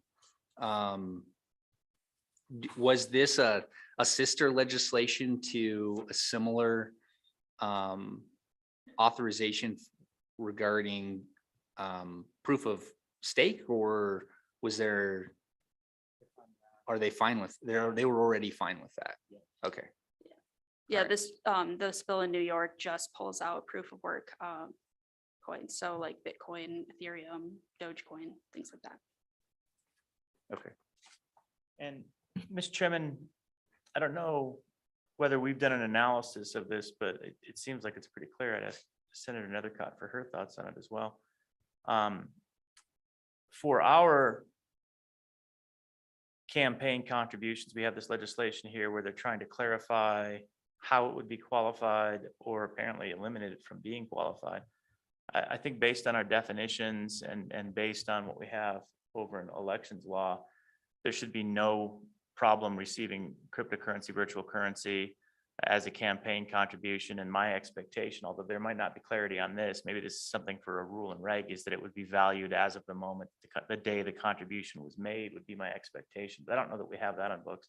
Yeah, Mr. Co-Chairman, value is probably the only question. I mean, I can accept a Yeah. donation of a signed post. Right, exactly. I can accept a bicycle But I or a guess, dollar. whether we would clarify it as in kind or whether we would clarify it, I think we would clarify it as currency. I think we would clarify it based on our definition from 2019-ish. We'd probably call that a contribution of currency. Senator What do you think? Nethercutt? I think it depends why and how the currency is being given and in what form and for what purpose, but I think most likely it would be identified as currency. I think we should refrain from creating any legislation about it at this point in time and allow that to be managed with rules and regs by the office. But I do think that how to value it probably is the question at hand and probably likely at the time of receipt, right? That is how that probably should be interpreted. But why there would be any prohibition on virtual currency as opposed to any other type of contribution that one could receive from T-posts to food to monetary would be, I think, immaterial. We have the Secretary of State at some point, although we have the business division. But no doubt we'll have Deputy Secretary Wheeler. Maybe that's just worth something to mention is that rule and regulation approach, that it might be worth their time to at least jot something down on a piece of paper and as a starting point. Particularly the valuation component, which I think is probably the only point that people might wonder about how they value it. Yeah, they don't have anything else going on right now that would keep them busy. in right. the State of Wyoming for the next 3 months, Should be fine. 6 months All right. for some. Thanks. My apologies, Mr. Chairman. Yep, that's all right. Emily, go ahead. All right, thank you, Mr. Chairman. Just related to that, the Louisiana House bill does establish that the value is at the time of receipt. And related bill in South Carolina would note that the increase in value of the digital currency must be reported as interest. So just something to think about.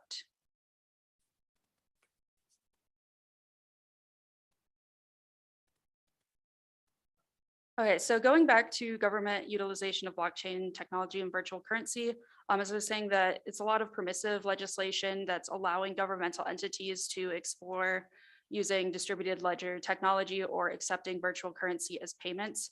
An interesting one is an enacted legislation, Utah House Bill 456 that will go into effect in July, requires the Utah Division of Finance to contract with third parties to accept those payments for participating governmental entities.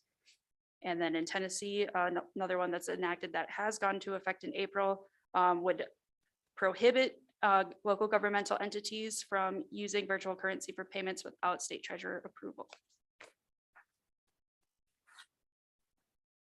And another one that there's been an update. So Colorado 2022 Senate Bill 25. This one actually did pass and was signed just a few days ago. This will go into effect in August and it will require the state treasurer to study the use of using security token offerings for state capital financing. And that report should be given to the budget committee by next March. I wonder where they got that idea. So next I have a few bills about regulation, classification, and oversight of digital assets. I know that that is part of this meeting discussion. So there's several different ways that they are choosing to classify digital assets. And I know David has more information on that he can give later. And then finally, I pulled out some regulatory sandbox programs. I know that that was something that the committee has taken up several times. So there's new sandbox programs in North Carolina and Utah, and one that was introduced in Kentucky, but it did not make it through the process. And then finally, virtual currency. Sorry, Emily, I just had a question. So the governor of North Carolina signed into law a bill that allows for a sandbox on insurance products? Yes. Okay, just wanted to. Yeah, it's just an insurance. It's an insurance Okay, sandbox. all right, Ridiculous. all right. That's- Thank you. Go ahead. Thank you, Mr. Chairman. Finally, so bills relating to virtual currency. One interesting thing I found that was introduced. It did not make it through the Arizona legislature, but it expands the definition of legal tender to include Bitcoin, and it does not include any other cryptocurrency. So that's what I have found, and I'll stand for any questions. Committee? Questions for Emily? Mr. Chairman. Yeah, please.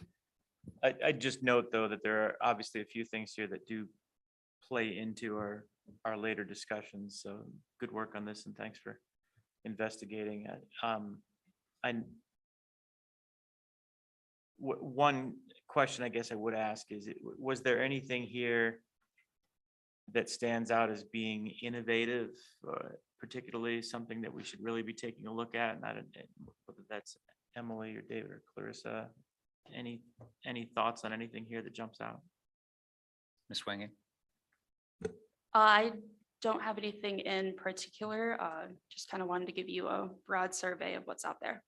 That was your opportunity to pick any. Yeah, what did you want us to do? No, I didn't actually see anything here that jumped out either. So, but I wanted to see if we were missing anything that you thought was particularly innovative. Thank you. Really appreciate this. I think the really notable observation is that the states are literally going two completely different directions, which is actually really good for Wyoming.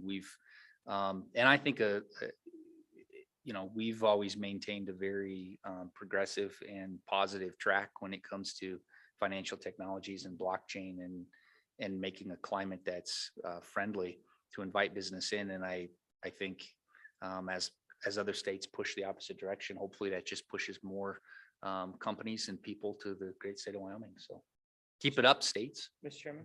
Yeah. One thing I would say is that this New York Consumer Protection Law, which was introduced, hasn't passed yet. It looks like it's covering some valuable areas of consumer protection that I don't think anybody else has protection on. So it's talking about virtual token fraud, rug pulls, private key fraud.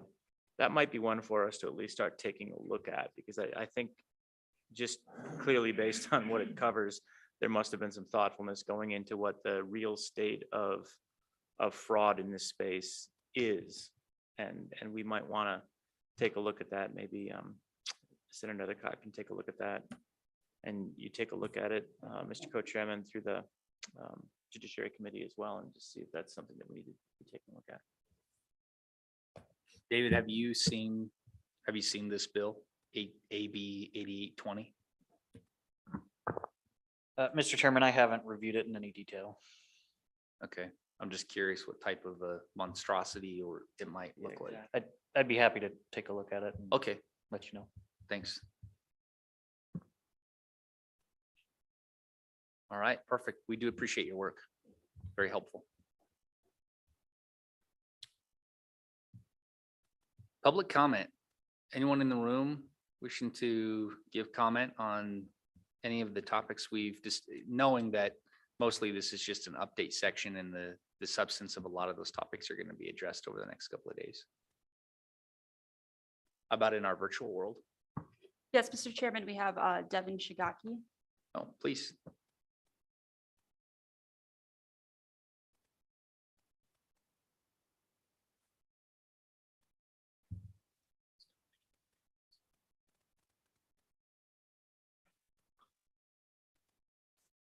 Good afternoon.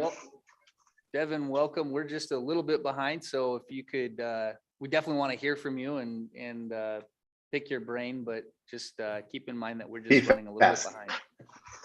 All right. Well, I will state that I have been involved in blockchain for 9 years. I've dedicated over 24,000 hours to the research and development in this industry, but I've been behind the scenes for quite a bit of it.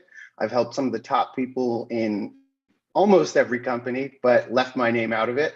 I will say that I have 22 pages with definition errors and just essentially technological misunderstandings of how the operations work within this, right? Within game theory, we still need to define the pieces and the board. And right now we've heavily focused on infrastructure, which is the board. The sovereign identities, the people within there, that is actually where regulation should be pushing harder, because if we do that in the same manner that we have in the real world, we will actually neutralize many of these problems we're seeing right now. So over the next few days, I'll be jumping in with you guys, but I have a fair amount of information I believe you will find important. And Tyler Lindholm was the one that actually referred me over to this committee when I brought some of these issues up. Things such as smart contracts, not being able to facilitate certain operations that right now is what is understood they can do, they can't. Stable coins and the economics surrounding those. If these things aren't addressed, we will have millions of people lose billions of dollars, just like what's happened with Luna, just like what's happened with Celsius. These are tokens that I have been warning people against for years. Luna, I've never owned it. Celsius, never owned it. I sold my Ethereum in 2017 for a very specific, fundamental, technical reason.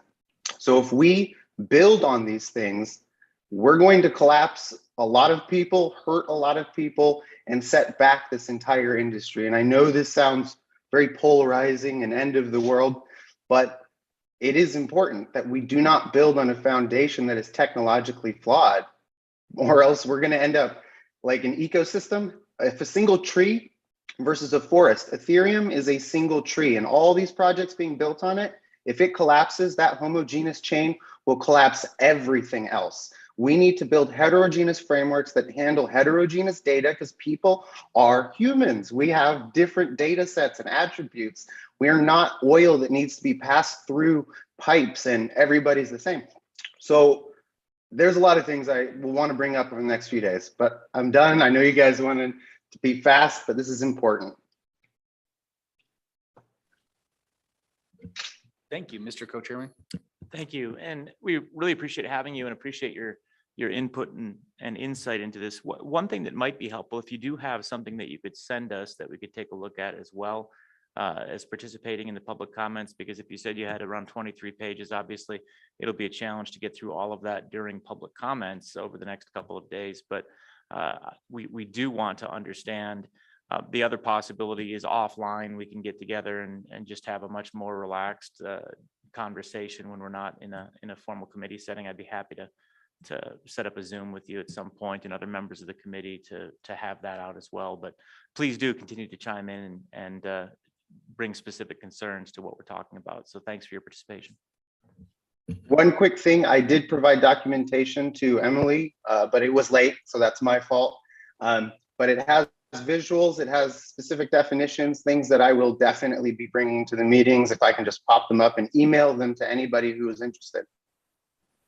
Yeah, Devin, if you send that, or I don't know if that is your 23-page thesis, but if you send that to Emily, she can forward it all to us. But for the visuals are helpful, especially for those of us that struggle to read 23 pages. But for those of us that really struggle to read 23 pages, a one page that summarizes 23 pages is also very helpful.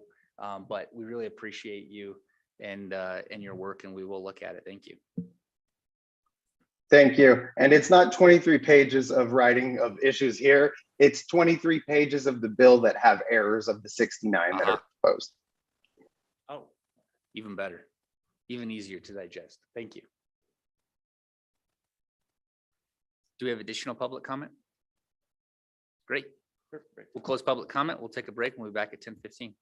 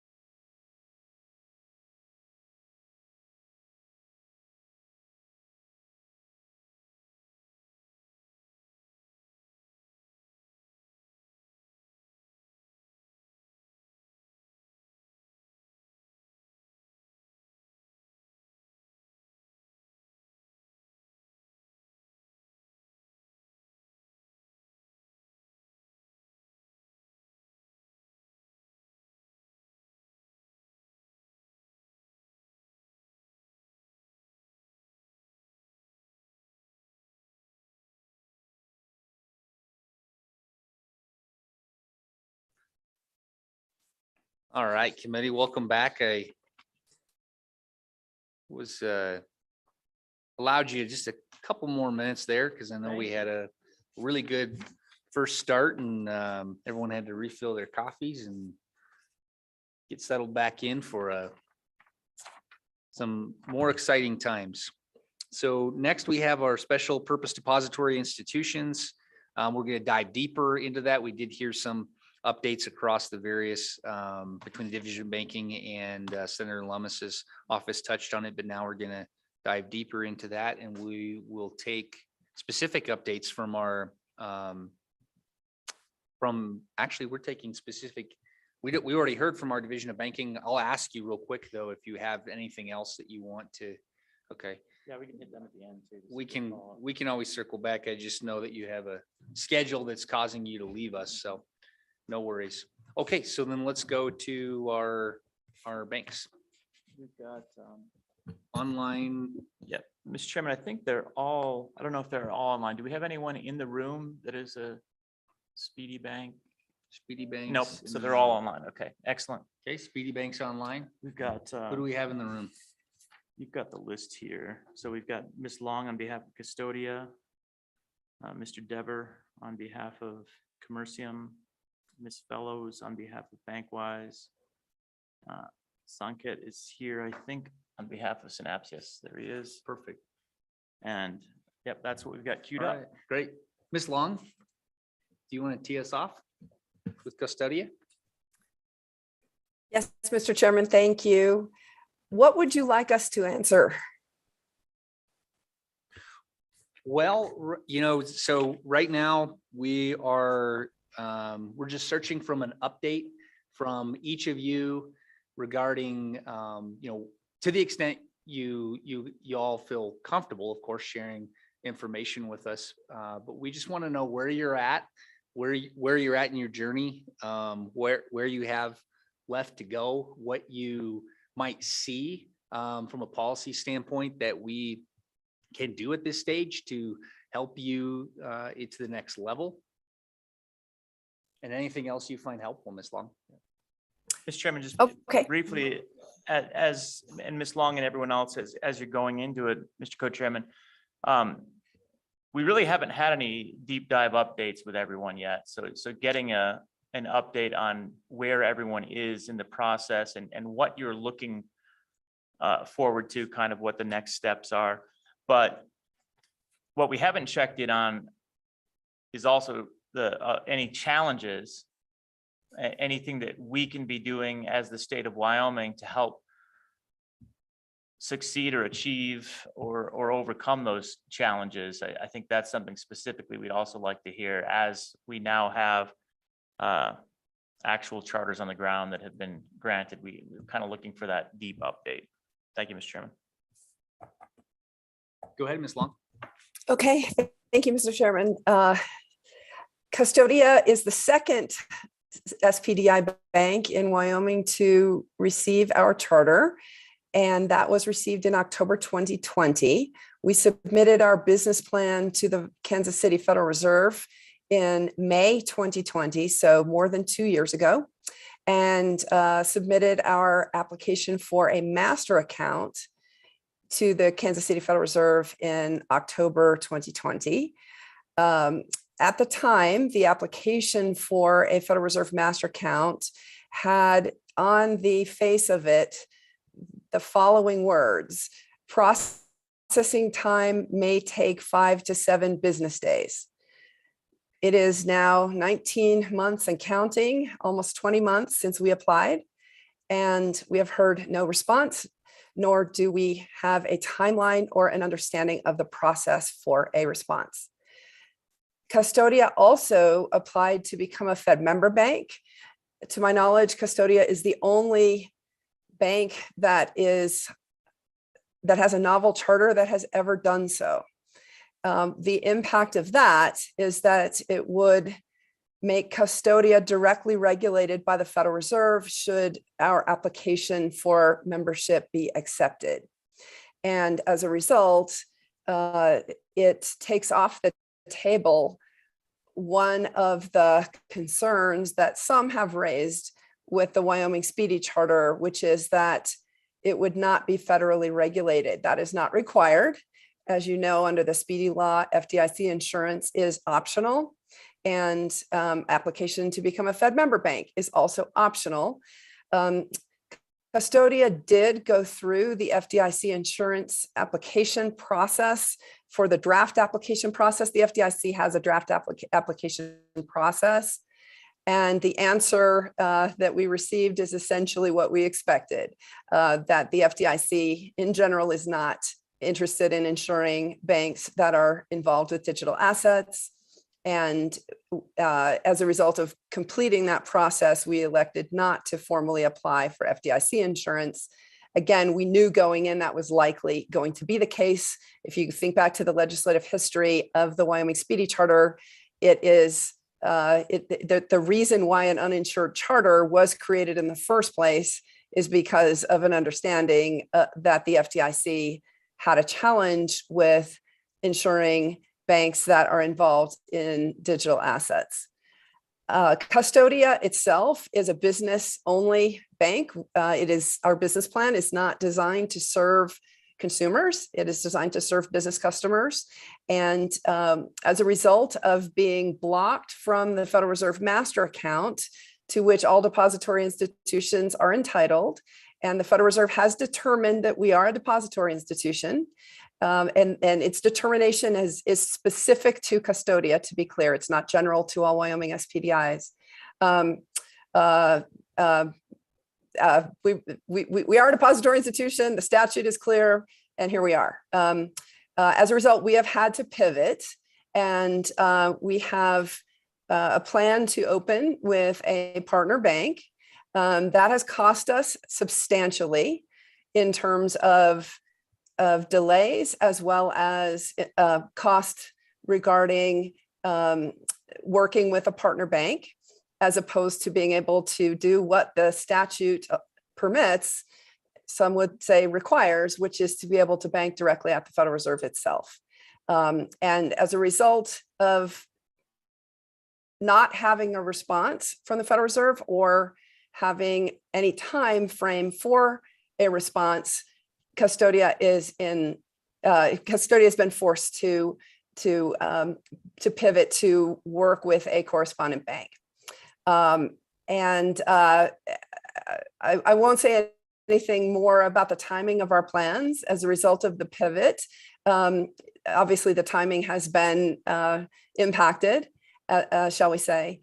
And it is a fact, although I cannot answer any questions about this, that Custodia filed a lawsuit in Wyoming Federal District Court against the Kansas City Federal Reserve, as well as the Board of Governors of the Federal Reserve System last week. With that, Mr. Chairman, I'll for questions. Committee? Mr. Co-Chairman?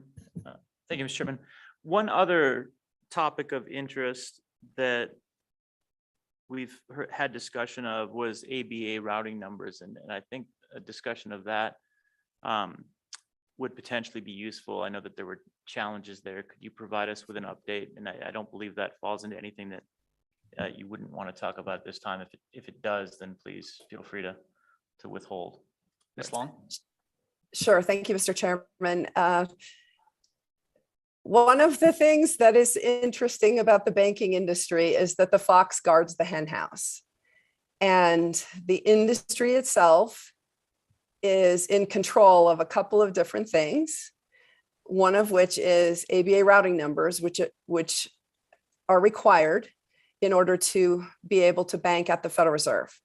And I won't go into detail, but the banking industry itself, as well as the Federal Reserve, are on the governing council for ABA routing numbers. Custodia applied for an ABA routing number at the same time as we applied for our master account in October 2020. Again, on the application for an ABA routing number, there was language that implied that it could take up to, I believe in that case, it was 14 business days. And it took 15 months for the ABA to grant Custodia our routing number.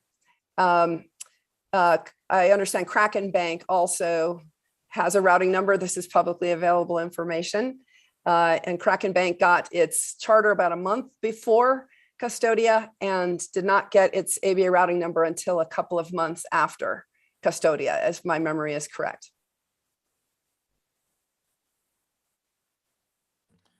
Mr. Co-Chairman. Thank you for that update. And I don't know if anyone has any questions on those points. I had a different line of questions, Mr. Chairman. Mr. Reveal. Sorry, Mr. Co-Chairman, that is, I'll pass it back to Mr. Co-Chairman. If you have follow-on questions, I had a separate thread. Please go ahead, Senator Rothfuss. Okay. Senator. Thank you, Mr. Co-Chairman. The other thing that I did want to hear a little bit about for the committee to understand, Ms. Long, is sort of, you mentioned that Custodia is planning to do business services for banks, only operating for banks.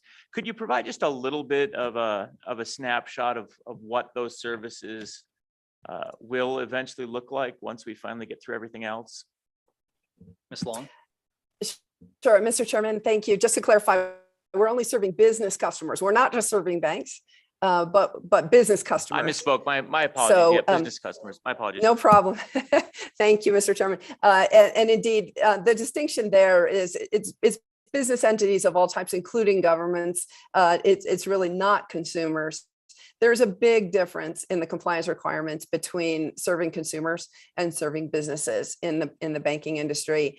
And if I step back, one of the most important things to know, it may be a question in the back of folks' heads, is why does it take so much longer for banks to get up and running than it does to get trust companies or money transmitters up and running?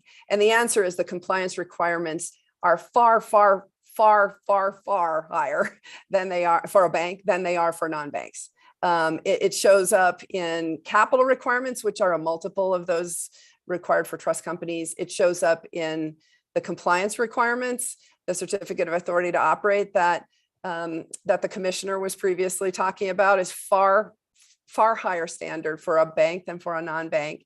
The Bank Secrecy Act compliance requirements are also enhanced for banks versus non-banks. And so it is important to understand those distinctions, as well as the frequency of supervisory exams. Banks in general are required to be examined at least once a year, and that is not true of non-banks. And so that is one of the reasons why the SPDIs are not yet operating. Of course, we've had the delays with none of us having been granted Fed master accounts, but also the requirements to get a bank up and running are far higher again than for non-banks. So to answer your question about the service of customers, our customers, we have had, frankly, overwhelming incoming interest as a company from prospective customers. And one of the reasons is because of the issue that this committee identified, or its predecessor in terms of the task force identified in 2019, which is 2018, actually, which is that there are too few banks serving this industry, and everyone in this industry is concerned about the prospect of losing their bank account and therefore not being able to pay their employees, pay their vendors, et cetera, just simply because the banking industry deems this industry to be high risk. And the impact of that is that you can't be a tourist in this industry, if you will. You either specialize in it or you don't service it at all. And that has to do with the way bank regulations work. This is not unique to the digital asset industry. Other industries that are deemed high risk by regulators, you tend to see a small number of banks that specialize in those high risk industries. And you generally don't see all banks serving those industries for the same reason. Did that answer your question, Mr. Chairman? Mr. Chairman, yes, and I think that gets at, to some degree, the services that Custodia would want to be providing to businesses. But if there's any more detail there of what you would expect your banking practices as they relate to business to be in a few years when, hopefully sooner than that, that would be useful as well, just so we understand the role that Custodia is intending to play. Thank you, Mr. Chairman. Do I have the floor? Yeah, you sure do. Thank you. I'm waiting for you to, yeah, thank you. I appreciate that. Yes, so Custodia, it is publicly disclosed that our proposed business plan includes US dollar services such as Fedwire and ACH, as well as a digital cashier's check equivalent product called Avid, as well as digital asset custody and prime services relating thereto. And again, these services would be available for business customers. Mr. Co-Chairman, perfect. Thank you, Ms. Long.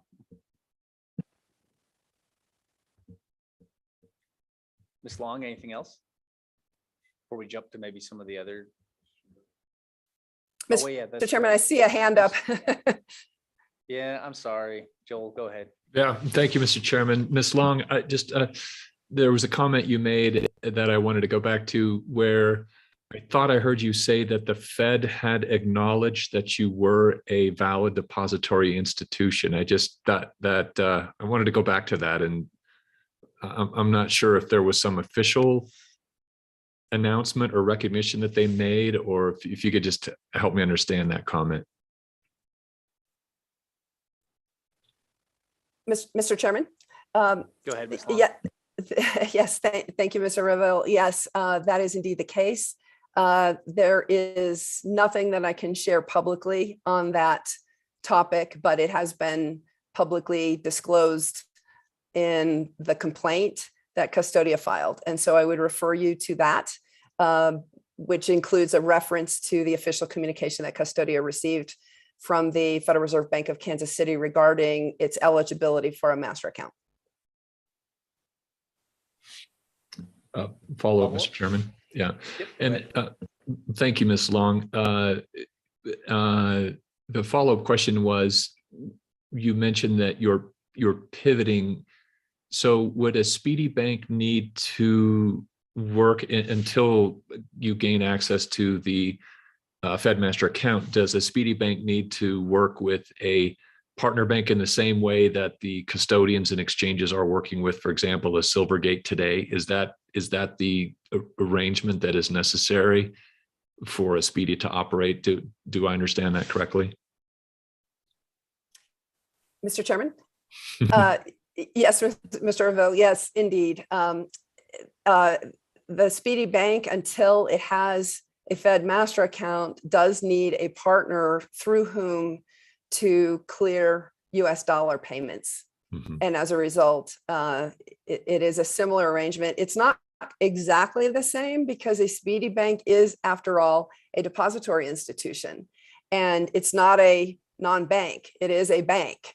And so it's deemed in most cases to be what's called a correspondent banking relationship rather than a customer relationship. Correspondent banking is a unique animal. Essentially, it's ways for banks to bank with each other. And that is different than ways that fintechs bank with banks, because in order to be eligible for a correspondent relationship, the originating institution must actually be a bank. But it's a similar concept. Okay, thank you, Mr. Chairman.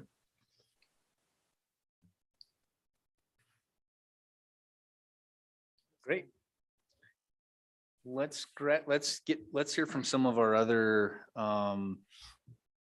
banks. I know that Ms. Fellows, you have a presentation. I do. Yeah, let's jump over if you don't mind. Okay. Do you want me to share it on my screen? Yeah, absolutely. Okay. Do we need to give you authorities to do that? Okay, perfect.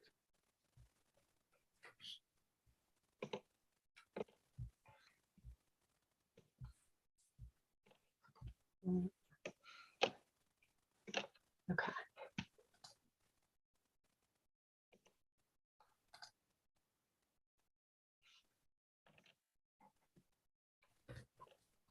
Okay. Are you just seeing the main slide? We're not in, we're not in full presentation mode, but it looks Okay. fine. We can just see the up and coming slide and I guess we can see your comments too, your notes. No, just a minute.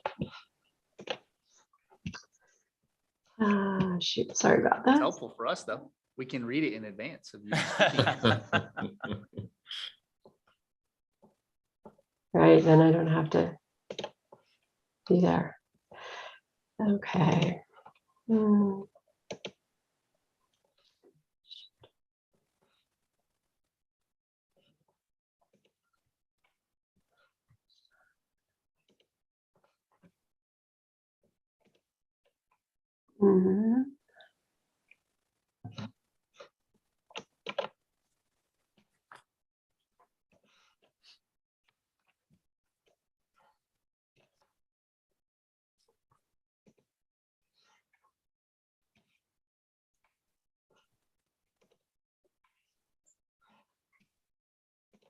I'm sorry, guys. I'm just going to use a different presentation.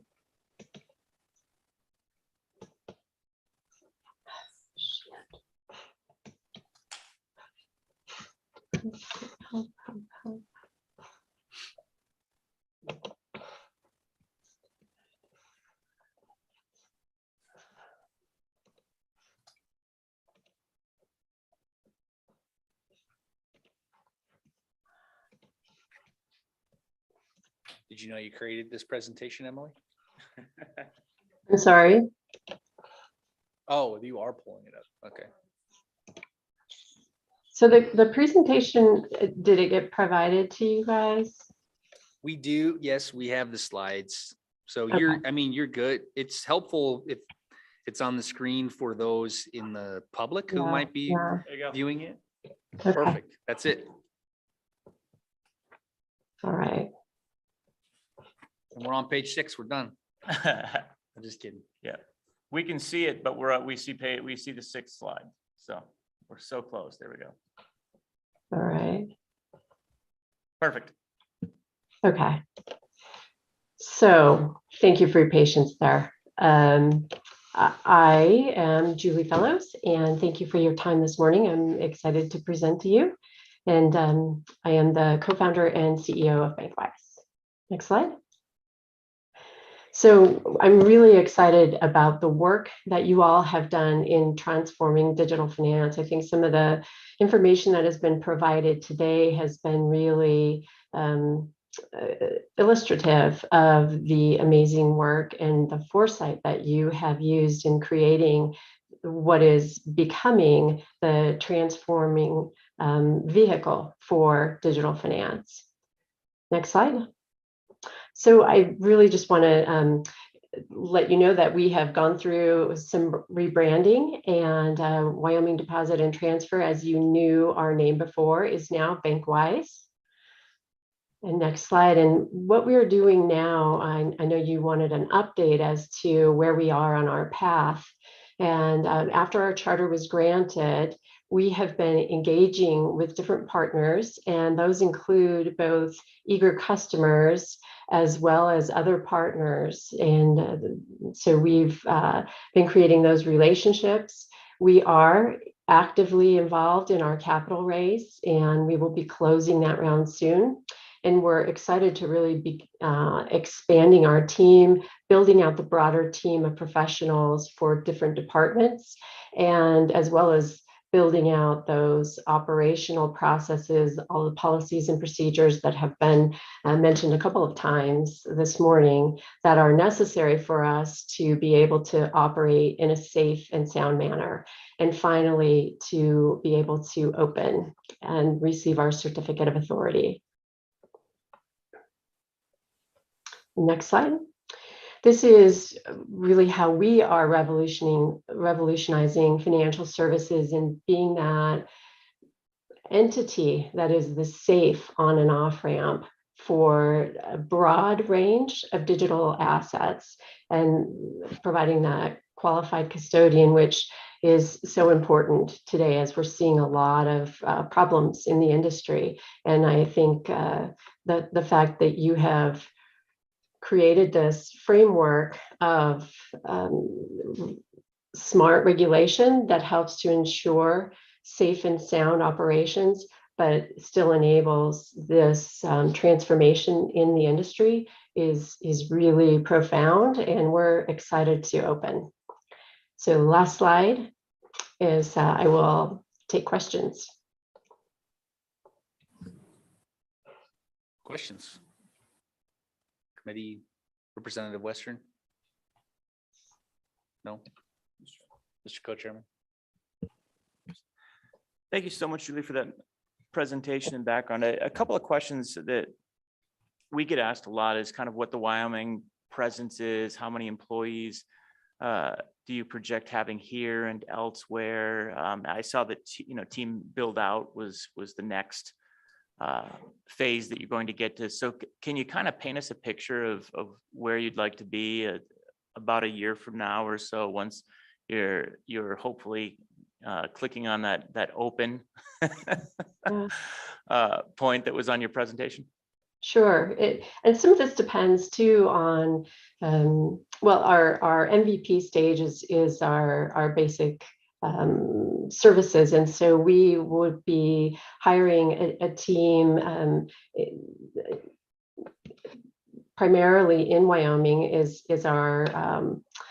our intention. We understand that there may be some employees who would have remote or the ability to work both remotely and within the office. And so we're, our long range plans include a team of over 40 individuals.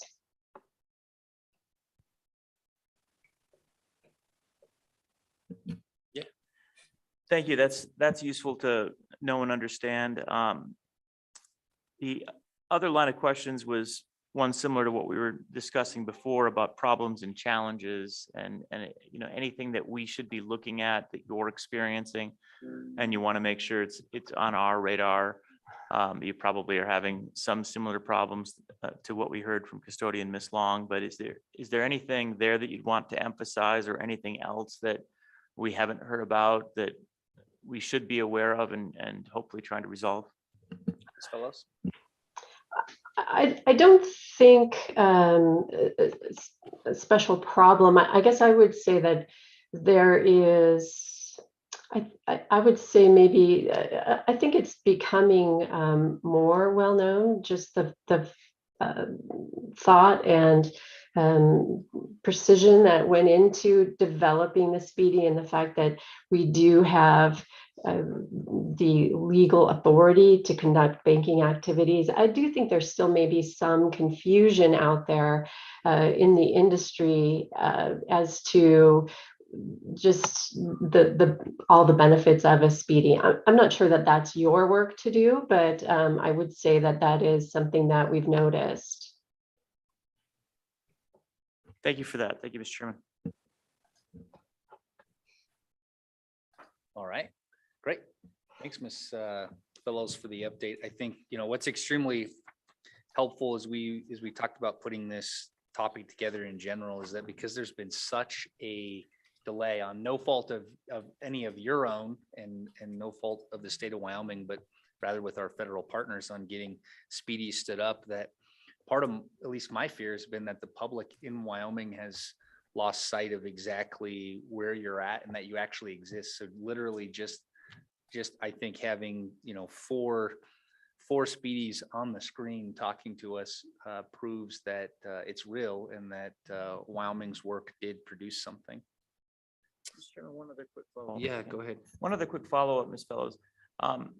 We heard from the banking commissioner just the simple logistical challenge of finding a good place where the building has the resources you want from a security standpoint, from a bandwidth. Is that something that you're struggling with and need help on, or do you feel like our Wyoming Business Council and our local economic development groups are sufficient and are handling your needs and interests sufficiently. We have worked with those groups and they've been very helpful. So I don't think we need additional help at this time.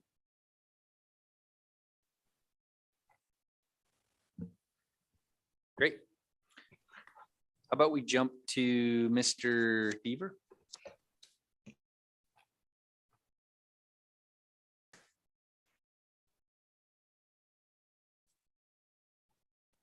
Mr. Chairman, are we ready? We're ready for you. All right, Chairman Olson Welcome. and Co-Chair Rothfuss, thank you very much. Appreciate the opportunity to provide some feedback and some testimony today for the committee. Like many of you, I guess I like to call myself a recovering legislator.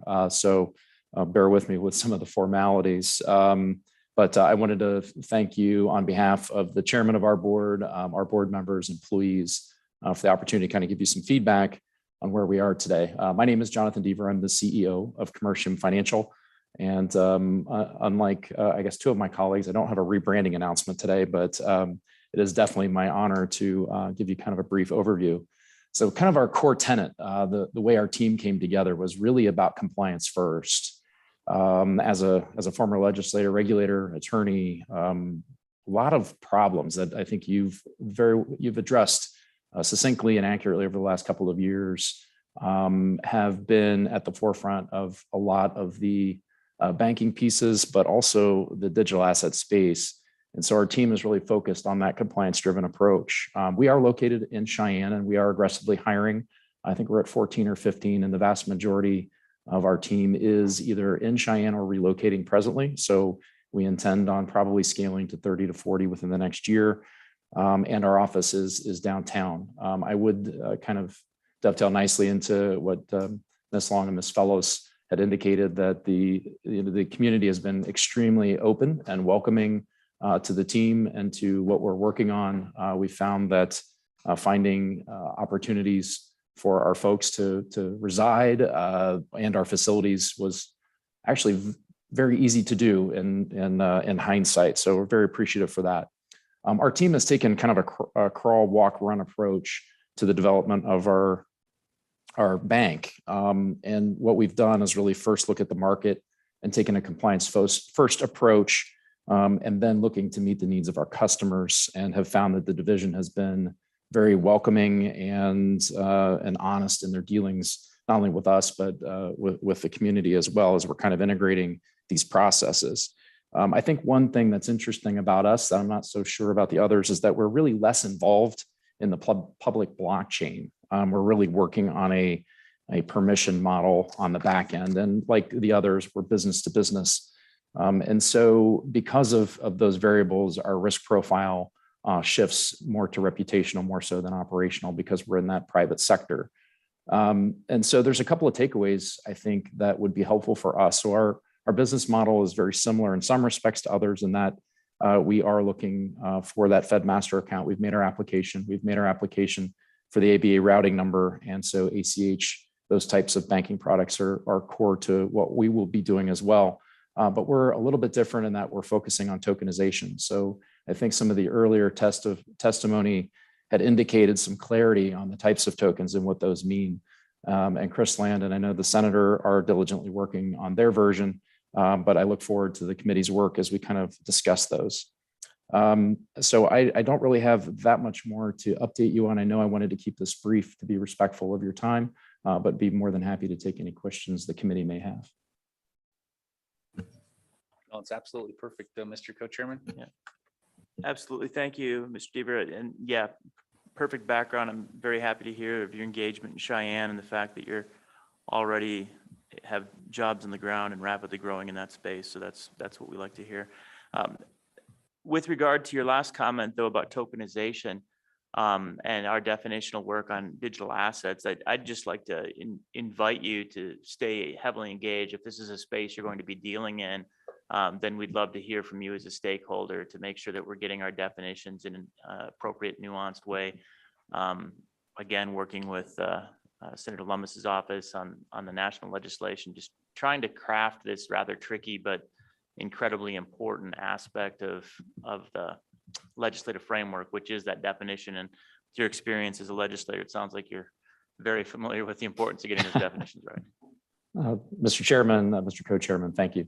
More than happy to.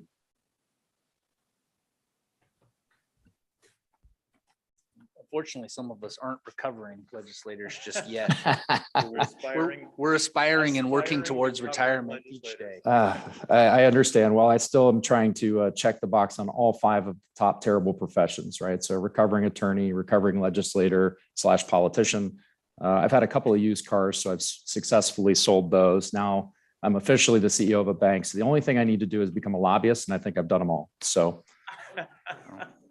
You've officially offended 90% of the Wyoming legislature. indeed. All right. Socket is next. Yeah. Sanka? Socket. Mr. Chairman, thanks for having me. I hope you all can hear me well. Am I sounding good? We can, thank you. Given the comments, I thought I would focus a little bit more on who we are and what we do and what our plan is with the SPDI, and then happy to answer any questions. One distinction with Synapse and other speakers so far, we're an existing company that has been around for about 7 years. We are what people would qualify now as a banking as a service provider. That term did not exist when we started. We are essentially the largest banking as a service provider based in the US. So the model we deploy for our business is a little different. Our fundamental belief is that people will not come to banks. Banks would go to people. So our focus is embedding financial services in internet applications. So we have about 140 plus fintech companies that run on top of the Synapse platform, and they embed various kinds of financial products, things as simple as issuing checking accounts and debit cards, credit building and credit cards, and now crypto wallets as well. Just to give you a sense of scale, we're processing about $63 billion in payment processing annually, hold about $11 billion in deposits, serve about a little over 5.5 million Americans through the platform, and how I said about 140 fintech companies. We are also regulated on 2 fronts. We have our state-by-state lending licenses, including our licenses in Wyoming, and we're also a broker-dealer. Those 2 licenses primarily cover our deposit and credit products. So deposits around cash management and using a sponsor bank model to be able to spread out our deposits, issue debit cards, and onboard users. And our credit licenses for credit building, credit cards, one-time buy now, pay later loans, things like that. Our primary interest in the SPDI is we really want to be able to expand our digital asset offering, not only scale up our deposit base on the fiat side, but also get much more serious around our crypto offering. We fundamentally believe over time, more and more customers will hold some form of digital cash. It could be USDC, it could be a Wyoming stable coin, it can be a federal stable coin. And we essentially want to build out the infrastructure that makes it very easy for not just fintech companies, but also for gaming companies or social media platforms over time to be able to bring banking and deposits to customers, while instead of expecting customers to come to them. So a couple of nuances in our SPDI application that we will file. For us to succeed, we do not need a Fed master account. We already have a correspondent relationship, so we do a lot of payment processing and deposit keeping through our partner banks. We will continue to do so, and we would not apply for FDIC insurance. So we, by and large, will operationalize the SPDI, we're hoping relatively quickly. From a timing perspective, we were anticipating kicking off our discussions around our business plan around July, and then if everything stays on track, file for application sometime next quarter.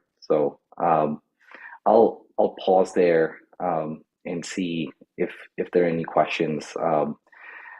Just one more comment I'll make. We're also, regardless of the speedy, we're actually quite excited about looking around in Wyoming around hiring for us. In Q1 and Q2, we've hired about close to a little over 100 people. We're about 200 people now. And currently our talent teams are essentially building out the strategy for compliance, customer support, and technical support, and how can we do the next phase of hiring, even for the parent company in Wyoming. And we're also trying to figure out if we can scale our engineering talent in Wyoming as well. With that, I'll pause. Happy to answer any questions and take it from there. Committee, Representative Western. Thank you, Mr. Chairman. Mr. Is it Pathak? How do I pronounce your last name? Pathak. Pathak, pardon me. So you said you've got 11 billion in deposits. Did I catch that correctly? We have 11 billion with a B, yes. Mr. Chairman, so it's pretty significant. So you're already in the custodian, the bailment business. And so you're doing that just for normal fiat currency the way other banks would do that, correct? Exactly. Today we have about 2 partner banks operationalized. We're about to take 3 more live. So how Caitlin described the sponsored bank model, that's what we work with today. And then in between all of this, now we have our broker dealer as well that helps us kind of like sweep some of these deposits, because as you can imagine, the scale's getting pretty big, and we run up on caps with partner banks. So being able to scale that more requires our broker dealer now. Mr. Chairman, follow up. If you wouldn't mind, maybe walk me through that business model, that sponsor partner model that you mentioned. Yeah. Essentially, what Synapse is doing is we are providing an infrastructure and an API to any digital brand. Currently, all of the digital brands we work with are fintech companies that do not have a bank charter, but they really want to be able to embed and provide a financial product. On the deposit side, primarily it comes and manifests itself in form of a debit card. So it could be a consumer-facing debit card product, which one of our customers is on Juno and Yada Savings. On Juno provides a debit card experience for people that are extremely interested in crypto, because you can put a portion of your paycheck in stablecoin or buy crypto directly while also using a debit card on top of it. So they do a deposit account with us and also a crypto account with us, while Yada Savings does like gamified debit card for individuals. Other customers are Mercury, Relay, and Row. All 3 of them are business banking customers. So they essentially enable startups and retail customers to be able to open up a digital bank account. Behind the scenes, what's happening is Synapse has this API and a core banking system that we've built, and also our card issuer processor and so on. We take that and place it on top of any sponsor bank. So an existing financial institution that has access to the Fed payment network can sponsor the BIN for us and can custody our deposits for FDIC insurance. And then we essentially deploy the whole platform on top of them. We give them the ledger reports once a day, essentially act like a vendor and a service provider to them. And get tons of pass-through regulation from KYC, AML, sanction screenings, all the way down to what I said, ledgering and monitoring. And then we just scale the program that way. So we essentially have this dual-sided relationship, one with fintech companies and one with sponsor banks. And the way we think about sponsor banks is we're getting about 3 features and capabilities from them. We're getting a deposit custody infrastructure so that we can essentially put tons of deposits on their balance sheet with FDIC insurance. Second, we're getting access to the Fed payment rails for ACH, wires, checks. And third, we're essentially getting a sponsor bank for a card. So being able to get a BIN so that we can issue debit cards. And in case of our credit products, also credit cards. So that's how the whole model is working.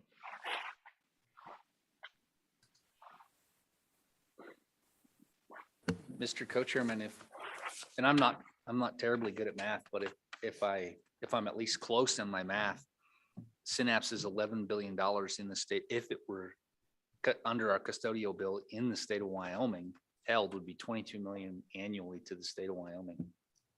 That's the potential of. I think you just did math on record. I'm Yeah. not sure that that's accurate, but we'll check it during the break. It feels accurate. But we do want we do want them here and their assets hopefully in custody in the state of Wyoming. I do have a question though, because this came kind of brought something to mind, the conversation that we've had, Sanket. And you and I haven't talked about this, but Mr. Lindholm was here from Senator Lummis's office, was here for a conversation with this committee last year about open banking. So we started contemplating open banking in the United States and what that might look like. We've been exploring models from around the world, and we've been trying to think through what a model might look like for a Wyoming chartered bank to engage in open banking practices and what we might statutorily do. So I'd ask you, with effectively banking as a service, this definitely gets into the realm of open banking style discussions, but with a different feature set. So have you been exploring that open banking model in other countries? Have you been exploring any potential use cases or applications in the United States? And is that something that you would see us potentially advancing or having a conversation about? I think Wyoming, given how forward-thinking the state has been, I would actually be very excited to pitch Wyoming becoming the home ground for open banking, not just for US, but globally. What we're seeing in our business, we recently launched a new product this month called Global Cash that essentially through our broker-dealer enables people from various countries, Latin America and Asia, to be able to open up a US custody account. And we've seen tons of demand in just that capability that we launched really just like 3 weeks ago. And at the core of it, it comes down to the world is an uncertain place and people want to put money somewhere they can feel safe and secure. When you're living in Brazil and you have high VAT whenever you spend outside of Brazil or low confidence on the local currency, it's very hard to be able to put your life savings there. And we've seen tons of demand in customers just wanting to not keep money in a country where they have low sense of security. And what I think and what I'm a strong proponent of is I don't think it's as important for Synapse or any banking as a service provider to be able to build a banking as a service equivalent capability in every country. It's more important for a banking as a service provider to have an underlying banking stack that gives people a high sense of control and security and can scale globally. So I have strong conviction that there will come a time where the US banking infrastructure, the US banking ecosystem will be the one that will scale globally, which is we will be able to onboard people, not only people that live in the US, but people who live outside of the US, and US will become the center of not just this high level commerce, but the center of custody and security for end users across the world. So the conversation I would love to engage in and have much more deeply is how can we stay on top of that and maybe with your help build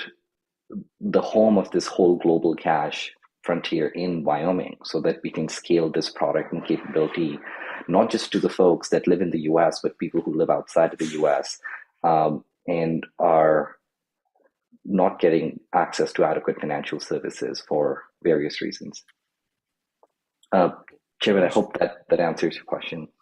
Yeah, absolutely. Thank you, Mr. Chairman. And Mr. Chairman, Representative Western was kind of pushing on this over the last couple of years too, leading on the open banking. So maybe we can get together and a follow-up conversation and see if there's anything that we can start moving towards here. I think the work that you've been doing and your expertise in API space for banking as a service, I think just lends itself to a good stakeholder partnership there where we can understand better from you what might be an effective series of changes or statutory allowance here in Wyoming. So I'll just say we'll look forward to following up with you on that. And Representative Western, if you want to join in on that and keep pushing on open banking, I think this is a good opportunity.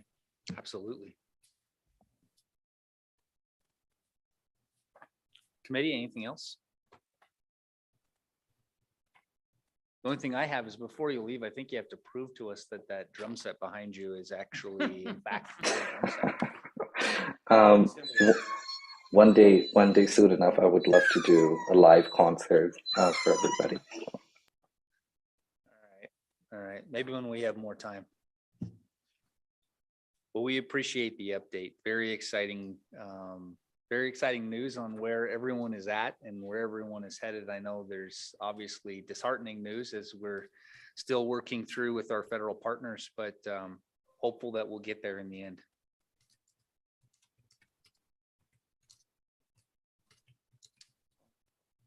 Does before I close out the panel, any of you have any final thoughts or information you want to share with us, particularly in the realm of policy ideas that you think would be helpful from the state of Wyoming?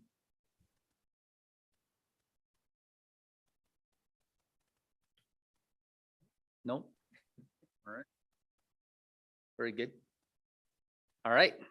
We appreciate it. Division of Banking, do you have any additional comments on this topic? All right. Okay. Public comment. Public comment in the room? Oh, Mr. Lindholm.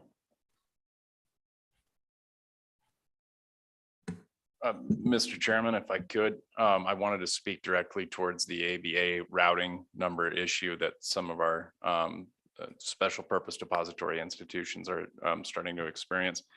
Senator Lummis does include a provision in her legislation that would effectively fix that scenario. I don't have the bill in front of me, so I can't specifically cite it, but there is a position that Senator Lummis takes in the legislation that it should not be the ABA, the American Banking Association, that controls routing numbers, that should be the duty of the Federal Reserve. And in her legislation, she does specifically handle that due to the issues that were experienced by Wyoming institutions trying to obtain their routing numbers so that they could actually test their products and see how it works, and the delay that cost those Wyoming entities a significant amount of money. So that is part of Senator Lummis's stance in the legislation, is to move that towards the Federal Reserve instead of a private entity. We love it. Yeah. Mr. Lindholm, do you think there'd be anything that we could do on the state level statutorily on that? I've been thinking about that from the ABA routing number standpoint. You have what is effectively a member organization that represents banking institutions that has been, I don't know if granted is the right word, but has taken the authority or has the authority to implement these ABA routing numbers. I don't know why withholding that couldn't actually be a violation of state law. It seems that we would have, although the outreach at that point would be strange when we were the only state that was trying to hold accountable a national organization and say, hey, you have a certain number of days to grant or something along those lines. I don't know exactly what that would look like, but has that been discussed? It would be handy if we could do something, but I don't know if we could do it. Or more specifically, would the fine be $1 million a day? It'd be a lot. Or Yeah. what would be the appropriate dollar amount? Common, Mr. all Lindholm? to the common school permanent land fund. It's for the kids. Mr. Chairman, I couldn't speculate and envision what that legislation at the state level would look like. But I do know the Federal Reserve does tend to visit Jackson every year. And that might be the opportunity needed to levy fines if the state were to take action. Seems like a good mechanism for enforcement. I like this.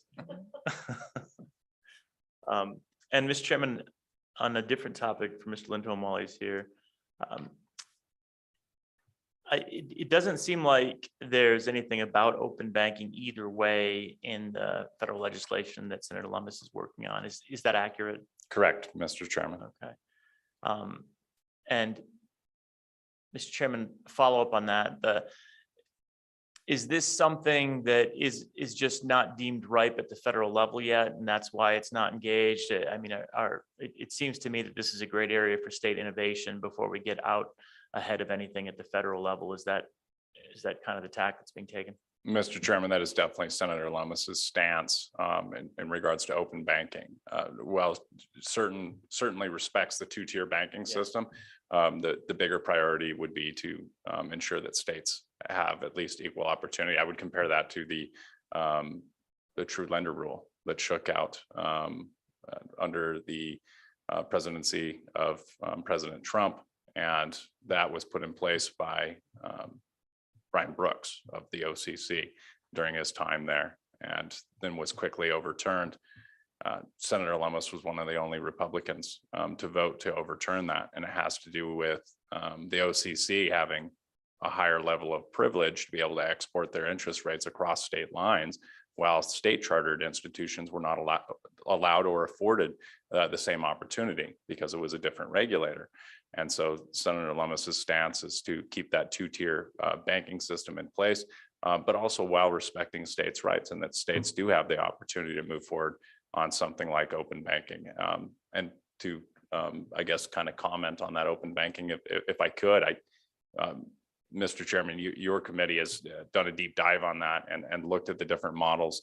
And while I certainly don't believe any of those existing models, for instance, the UK, I don't believe that is a good fit for the United States, mostly because the people of that country are more accepting of government mandates. They just flat are. The people of the United States are definitely, and certainly not the people of Wyoming. So I think there is a needle to be threaded very carefully as far as what that open banking model looks like. And I think as an opt-in model would be a successful model in the state of Wyoming, in my opinion. Thank you. Great, thank you. The American relationship with monarchs is just slightly different than our mother state across the ocean. Yeah. Yeah, cousins across the pond. Cousins. All right. Okay, public comment, additional public comment in the room? Public comment online? Perfect.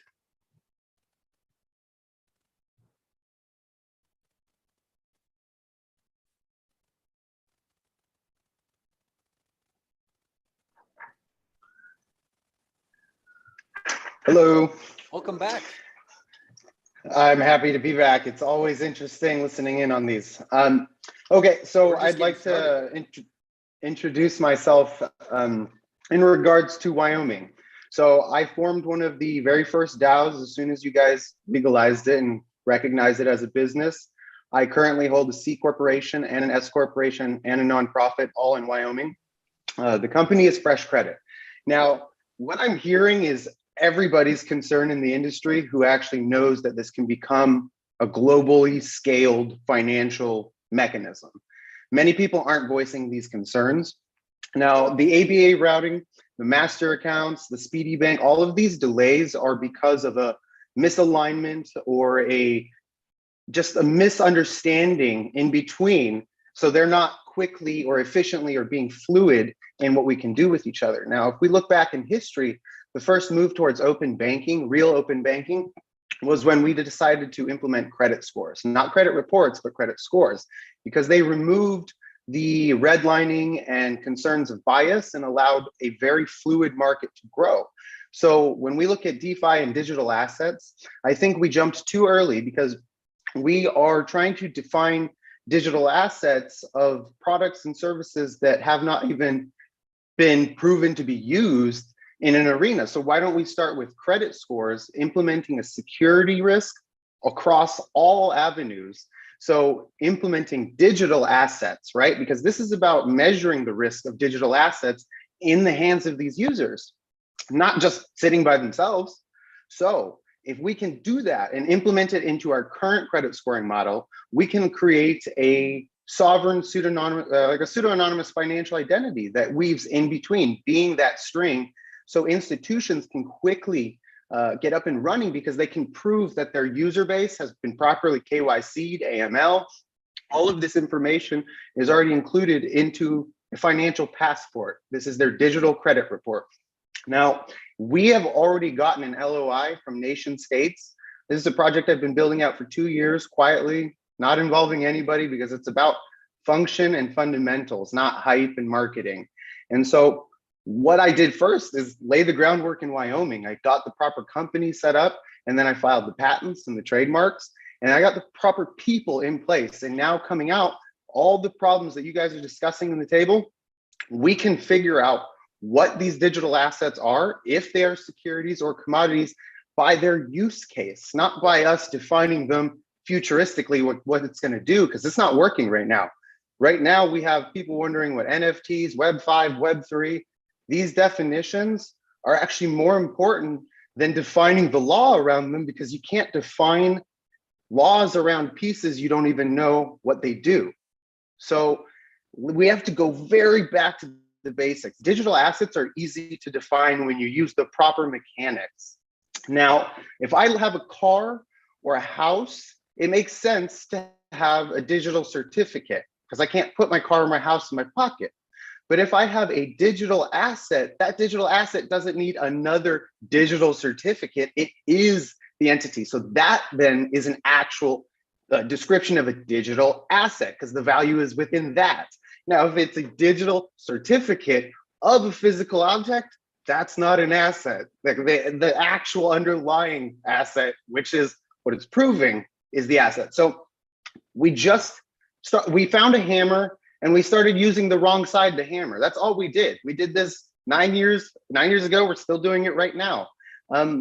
Comments like what Jack Dorsey did with Web5 border, if you understand the mechanics, they border on the line of like gross negligence. He's going to lead millions of people to lose billions of dollars just on that comment alone, because the term Web3 is an actual technical term that references paradigm shifts in the technology, that small incremental change that changed all of it.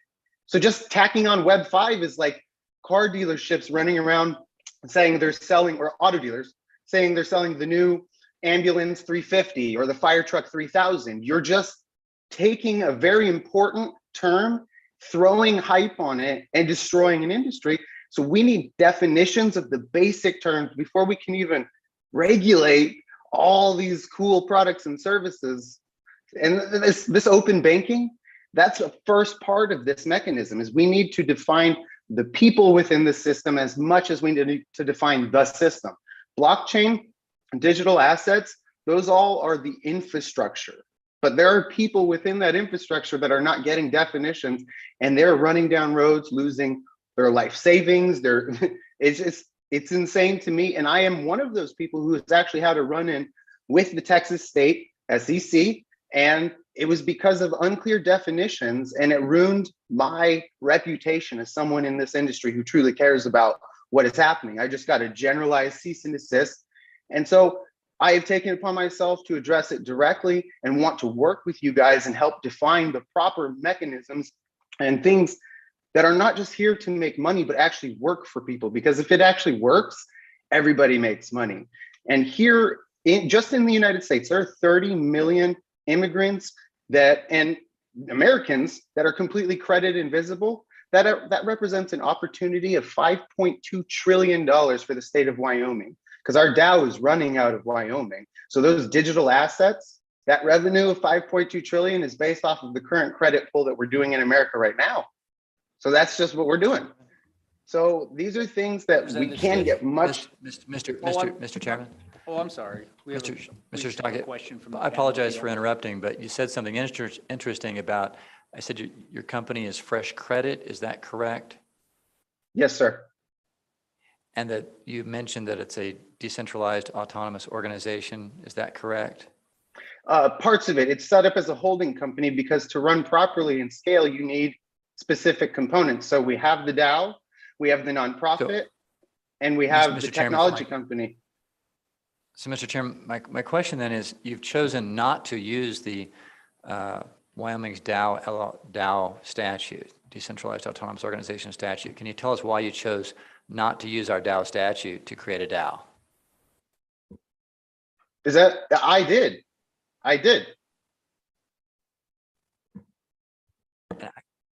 And Mr. Chairman, perhaps I'm mistaken. I just, when I search on the Secretary of State's website, I don't, under Fresh Credit, I don't see a Fresh Credit. Sorry. It's called the Fresh Protocol DAO. You can look at, yes, the doing business as, because the parent company is Fresh Credit Inc. And then we have Fresh Credit Labs, and then we have the Fresh Protocol DAO. And the reason it says the Fresh Protocol DAO is because the patent was filed as the Fresh Protocol. So we want that correlation there, but there is a DBA that for this, the Fresh Credit DAO when we're in reference. Sorry, didn't. Thank you for the clarification. Great. Appreciate that. Appreciate all your comments, very helpful. And appreciate you joining. Where are you joining us from, by the way? I'm in Bellevue, Washington. Okay. Yep. All right. Yeah, Mr. Co-Chairman. Thank you. I had one question as we're talking about one of the concepts that you discussed, the idea of the underlying asset versus the digital asset being the asset itself. This is something that we've had a lot of conversation about and have been, contemplating the way to implement definitionally. And this is obviously one of the things we'll be getting into when we get into digital asset definitions at 3:15-ish.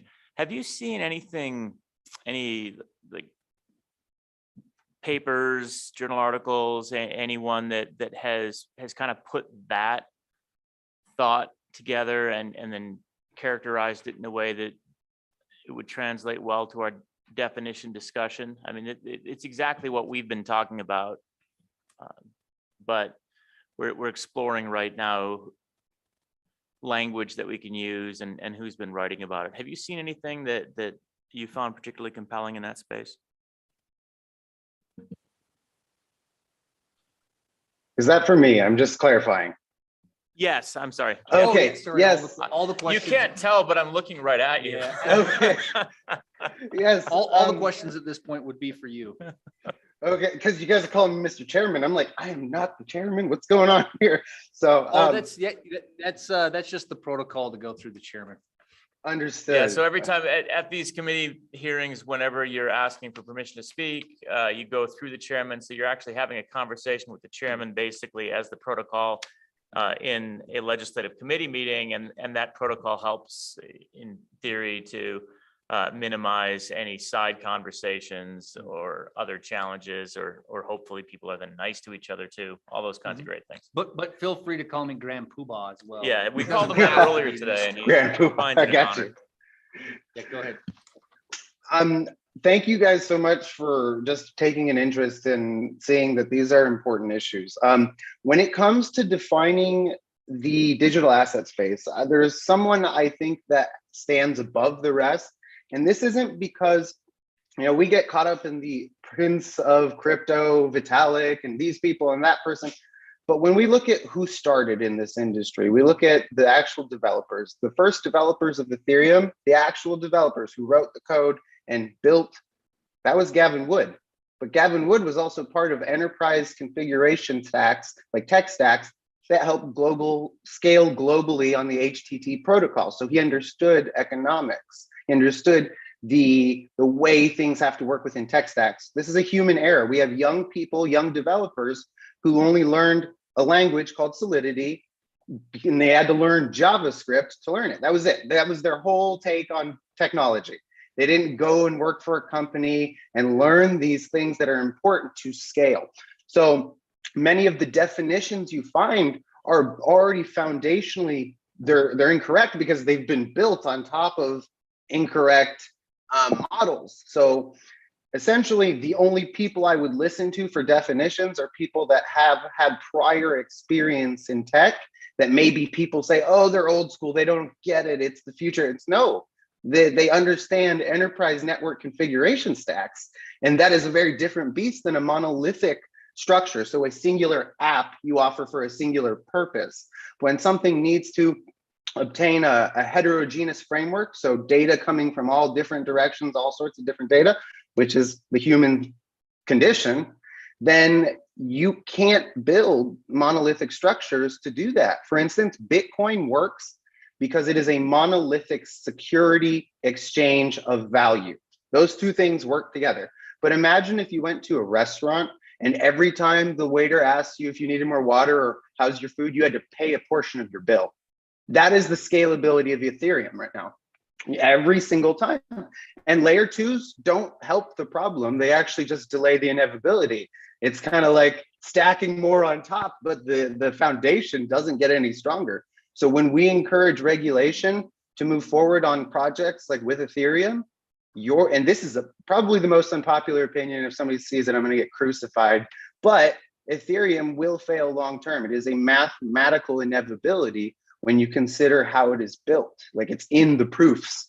So things like Luna, I tried to warn so many people the entire time. And it was also based off of the gentleman's definitions of how he built things. He built a failing project prior to that. And so if that's not enough, but we can't expect every individual, right, to know everything. But every individual can understand a credit score. So I come back to the credit score point because what's more important than education is security. When we travel into new areas or pioneers, we don't start educating people right away. We set up boundaries and safety precautions. They don't need to understand how all the things work. We just need to make it so they don't lose everything when they get involved. So credit scores should be at the top of your guys' list, at the top of everybody's list. You know, the Library of Congress said that credit scores and reports are as important, if not more, than the birth of the IMF and the World Bank. Yet only America, the UK, and Canada use them. Why? I can't tell you, because we could literally change the world if we just gave people around the world credit scores. And we have cross-border finance. We don't have to worry about all these regulatory moves on digital assets, because now they're not digital assets anymore. They're just information tied to a digital identity that is that person's asset, because your credit report is your asset, right? At the end of the day, that's more important than any other asset you have. So if we digitize that and tokenize just that, and you tie fungible tokens, credit, so all these ideas of stable coins, they're trying to be a reserve currency. We have two reserve currencies in the world, the euro and the dollar. If we give the legality to all of these applications, if we give them the right to stable coins, we are giving essentially every arcade the ability to print actual value at their call. That is a problem, because that's the one thing that can blow up the economy. When you look at all the deleveraging and inflationary tools we have, which is only 4, a DAO can facilitate every single one of them at a cheaper cost than the central bank could ever do. So Hey, Devin. Okay, I'm done. Sorry. Hey, Devin. Oh, no, you can wrap it up real quick if you got something else. Yeah, no. So essentially, I am tied to Wyoming for personal reasons, and I am very up to date and wanting to get the open banking system, more importantly, set up, because it will help define the digital asset space rather than the flip side. Absolutely. When in a few months, we'll have a meeting in Laramie, Wyoming. We'd love to see you there physically at our meeting. It'd be great. Thank you, guys. I'll just wrap it up there. Oh, Representative Western. Thank you, Mr. Chairman. All right, so you covered a lot of ground right there. In just really concise words, what is your business model? Is it like Equifax or any of those kind of credit rating systems, or what is it? I'm trying to simplify it. It is a global credit scoring metric that allows cross-border finances that is sovereign to, like, independent to their user base. So Africa can have their own custom attributes overlaid. And if an African citizen comes here, right, they don't need to worry about setting up loans and all that stuff. They automatically have an adjusted credit score. So unlike Equifax or TransUnion, they're stuck with a centralized way of scoring, and then they have to independently work with all of these countries. We can just give them a standardized node and say, here you go, set up your custom attributes, and then that goes through a proposal within the system to make sure they're actual legitimate, but then they maintain their own scoring system. So we are much more composable than Equifax or TransUnion or Experian. Thank you for that question, Representative Western. I hope that answered it. Thank you. Mr. Chairman, one follow-up question. Mr. Shigaki, thank you so much. I did find the Fresh Protocol Dow LLC. Thank you very much. Found that. What I don't see in the filing is a public identifier. And I didn't know if there's some reason that your filing does not have a public identifier to it. And here's the basic ideas. When I see a Dow, I feel like there ought to be some way for me to get to the web, get to the internet to find this thing. And I don't see that for yours, but it may be in some different filing that I'm not looking at since I couldn't find the other one before. Yes, sir. Are you referencing the token term, like what the coin itself would be named in the contracts? No, Mr. Chairman, no, I just mean just the filing with the Wyoming Secretary of State. It's my understanding that when you do a filing for a DAO, that one of the elements of that filing is to list a public identifier. And so I guess, is it at github.com/fresh protocol? Is that where? Yes, where it all sir. sits? So that's the code base where it starts, and then you can get carried over to the websites and all of the things that would connect. Thank you. Great. All right. Any other public comment, Emily? Okay. Well, we'll officially close public comment. And committee, are there any actions you wish to take?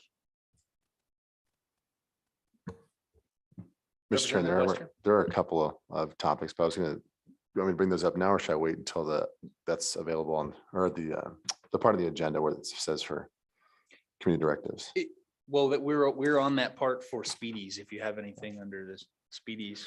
I do think that, I know we talked a decent amount about the open banking component, but I think further having that discussion or really seeing what can we do legislatively in conjunction with the division, as well as the private actors in the space, because I think if we were smart having the first mover advantage with speedies, it would be a real shame if we overlook something that turns out way on down the road, we passed up a good opportunity in regards to the open banking APIs and those kind of things. Mm-hmm. David, did we ever actually start drafting, or did we had memos produced? Did we get to a place where we were actually looking at any type of legislation as a go-to? Mr. Chairman, all we provided was the memos related to open banking. We had not started any kind of bill draft in that area. Mr. Co-Chairman.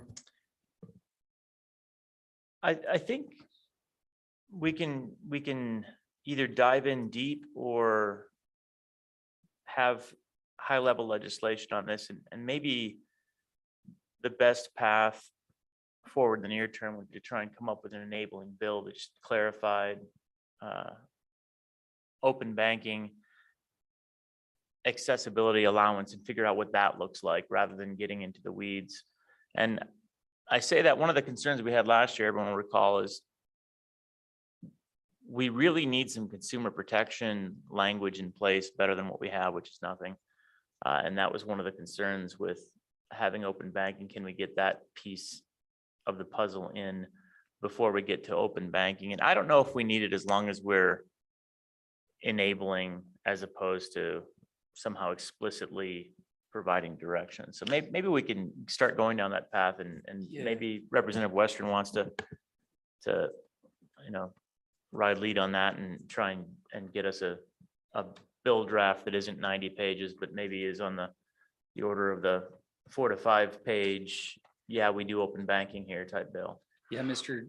Co-Chairman, I'd love to continue the conversation open banking. I'd love to have at least something in front of us that we're looking at, so that what I don't want to happen is what happened last time, where there's a lot of confusion over the different models. And as you know, Mr. Lindholm referenced the opposite of what we would want, the UK model.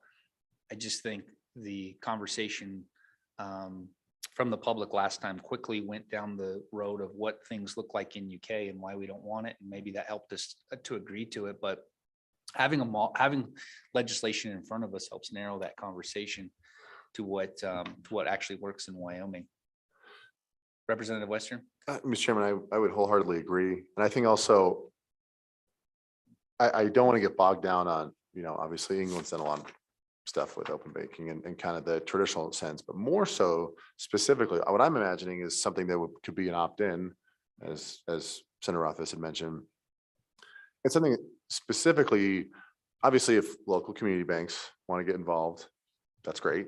With or at least take advantage of open banking, but specifically we see with some of these speedies coming in. We chatted with the fella from Synapse, having that option available for these types of banks that really see that kind of potential with open banking on down the road. So again, these are very kind of conceptual, high level thoughts, but that's kind of my thought.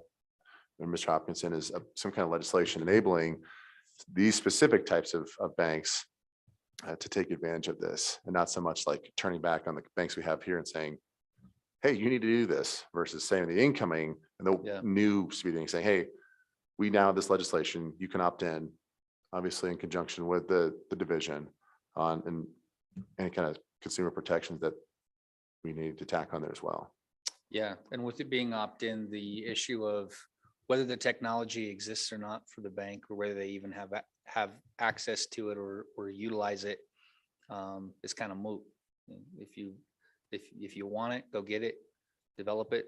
No harm if you don't otherwise. And Mr. Chairman, yeah, I think from that standpoint, really having a high level framework of these are the things that we would require, work with the Division of Banking for what those would look like. And we would want an affirmative opt-in structure. So I think that would be one thing we would put in the regulation. Yes, open banking, you can do that here.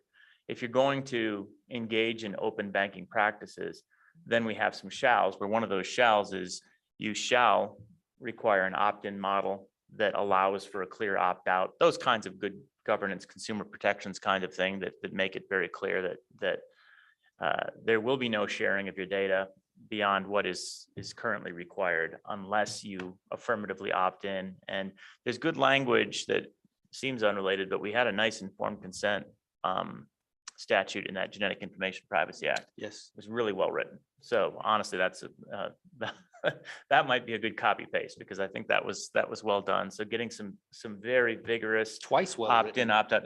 Well, we did it about 3 times, didn't we? it was 4? Yeah. I don't even know. Lose track. And then just giving the open for business allowance, as long as you work within these parameters and then get approval of the Division of Banking that what you're doing is appropriately audited, and we can work with them on what a reasonable regulatory structure would be, a lean one, but what needs to be the core of that. I think that's hopefully not a giant bill. I hope that's just a simple enabling piece of legislation, but that makes it very clear that opt-in is required and opt-out is required to be adhered to instantly, that kind of thing. Not a bad place to begin anyway. Representative Western. Mr. Chairman, and another concern I had or thought unrelated to the open banking component was just, getting that update about the the frustrations that some of our speedy banks are encountering when getting their master account. It seems like there's something else afoot here that's going on. What it is, we don't know. And I think, I mean, I guess the kind of thing is, has the Attorney General looked into this, or is this something that's come across our Attorney General's desk? It might be worthwhile drafting a letter encouraging some kind of review or consideration. Representative Western, your question is an interesting one. And we did solicit the participation of our Attorney General's office in today's and tomorrow's meeting to answer that exact question. Could be For some worthwhile. strange Just- reason that nice invitation was declined. But maybe a letter would be better received. Yeah. Just a thought. Yeah, let's talk David? through the letter and give some thought to writing a letter. And I think it's a good idea. Let's talk about it, see what that might be, and then we can follow up with some further directives. What do you think at the end of the day? Have a chat about it at lunch? Mhm. Yeah. You can draft open banking in 4 pages, 3 pages. Problem.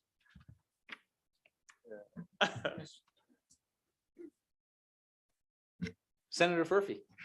Thank you, Mr. Chairman. Yes, on the open banking issue, I do want to clarify what Representative Weston said. This would only apply to the speedy institutions. If we open it up to community banking, the consumer protection is going to be a huge issue. So I just wanted to clarify that. Thank you, Mr. Chairman. No, I would think that we would want to offer it to any bank. Nobody has to take it, but I wouldn't want to discriminate against a community bank and say, I'm sorry, you can't engage in open banking practices because you're not a speedy bank. I think we would want it drafted in such a way that any state chartered bank in Wyoming would be able to participate in an open banking system to whatever extent they wanted, but they don't have to. That's how I would take it. I don't know that we would, what are your thoughts, Representative Yeah, Western? Senator Rothfuss, I would wholeheartedly agree. Senator Furphy, my intention was, we're drafting this with the intention for these types of incoming institutions. Obviously, if community banks were so interest inclined, that's fine. But my intention with any kind of bill draft is that we can really cater this towards these types of new financial institutions so that we can be well positioned as banking and commerce enters its next phase in the coming decades. Mr. Chairman. And that's consistent, I think, Senator Furphy, with everything that we've done, where we always make sure that any of our state chartered banks can participate in anything that we've done. We've never shut them out. It's just that the hurdles to do some of the things like custodying digital assets, they're allowed to do that from a statutory standpoint, but they're not allowed to do that from a federal regulatory standpoint. So we're not holding them back, right? The state of Wyoming's not holding back any of our state chartered banks from custodying digital assets. And I think that would be the case here with anything we did with open banking. We don't want to hold our state chartered banks back, but we want to make sure that we're providing the right foundation that whether it's speedy banks or state chartered banks, any of our banking institutions that want to participate in these new businesses and industries and innovative models have the capacity to if they choose to, but again, are not required to. We don't want to change anyone's business model if they don't want to change.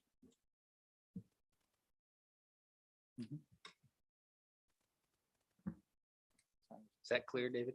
Mr. Chairman. Yep. It is not quite clear. Yeah. And so I guess a couple of thoughts on this that I would ask for clarification on. Is there a formal motion on the table to have LSO draft this bill? And if so, I guess I'm wondering, would that need to be voted on? But even more than that, my understanding currently with open banking is that there isn't anything in Wyoming law restricting a bank from providing that service if they choose to do so. So I guess I'm wanting to clarify, are we asking for a bill draft that would basically tell a bank that they can already do something, that they can already do it? And if so, what's the point of that? Or are we getting more towards providing some guidelines as far as if you're going to do an open banking environment, you have to have these minimum standards for consumer protection? Because that I think is Yeah, maybe a David, separate issue. it's the second, it's more of the second part. I mean, certainly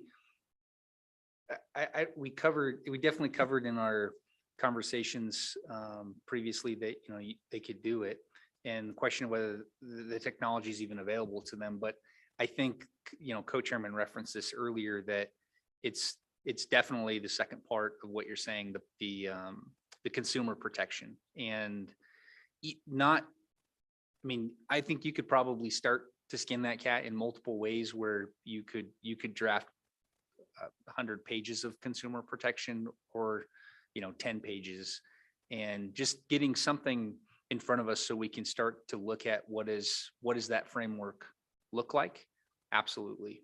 I think that's where Representative Western would like to head. Representative Western?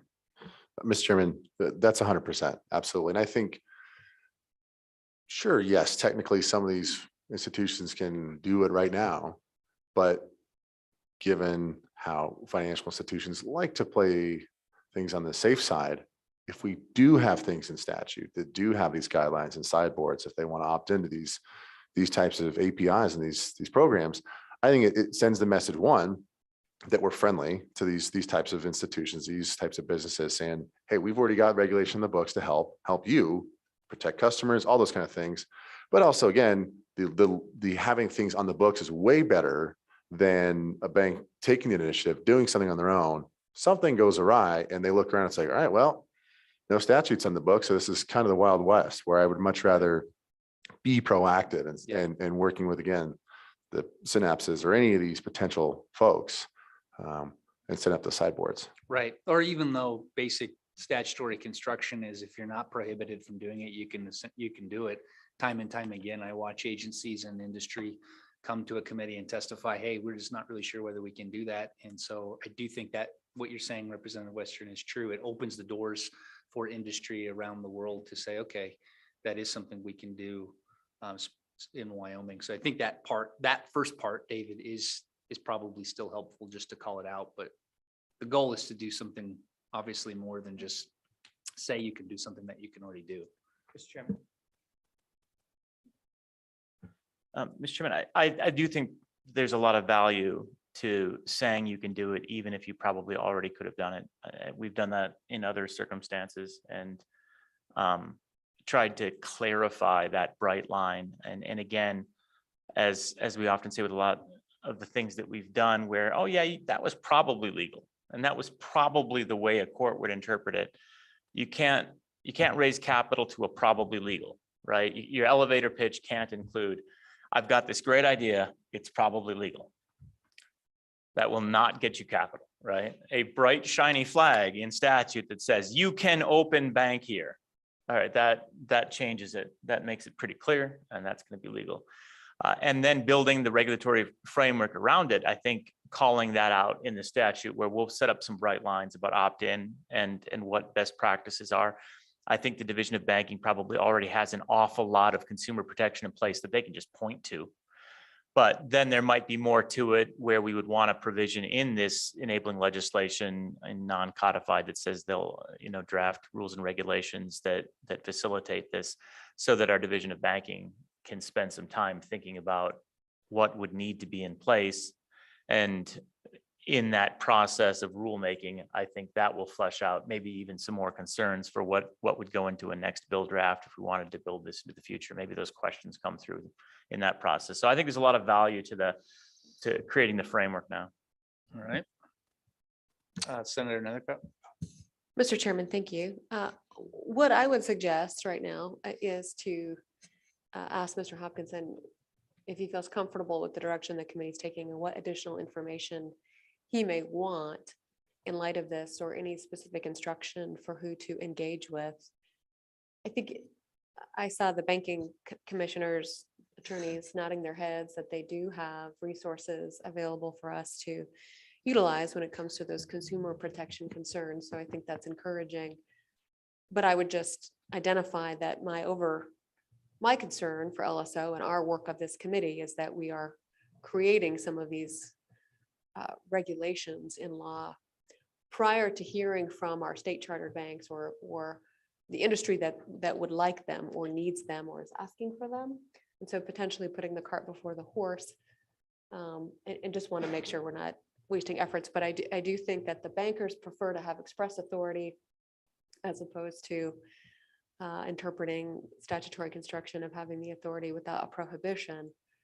And so I think that the effort is worthwhile, but just we need to bring the stakeholders in more directly, I think is important. Mr. Chairman. Representative Stith. Yeah, I agree with Senator Nethercott. I'd like to hear from industry how they feel about this, because it seems to me that what open banking does is it helps you move from one service provider to another more easily. It's very consumer friendly, but Wells Fargo doesn't want to make it easier to go to US Bank and vice versa. So it seems like we're kind of, if we make it voluntary, it's like we're asking water to flow uphill. But I'd just like to hear from industry how they feel about it. Maybe there is some economic advantage to open banking that I'm not aware of. I feel like if we draft a bill, we will definitely hear from them. My goal was just to try to narrow I don't want David to draft a 160-page bill, to your point, Senator Nethercott, certainly not to waste resources, but I think having something narrowed slightly in the conversation might invite the right conversation. And maybe I know we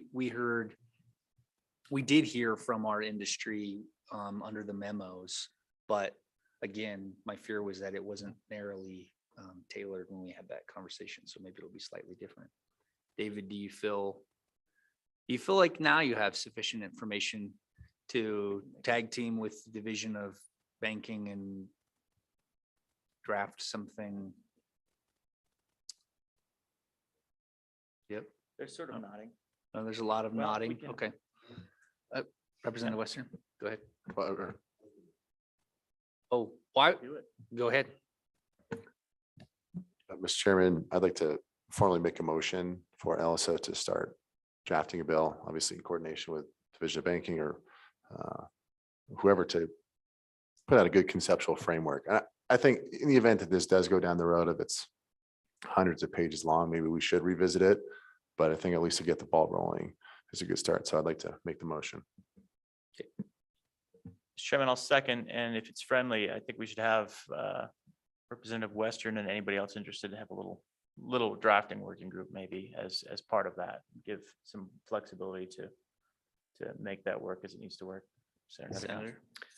Thank you, Mr. Chairman. I would say to remember the role of rules within, the banking division as opposed to statutory regulation, right? I mean, I think we're getting very excited about some concepts here that are likely somewhat premature.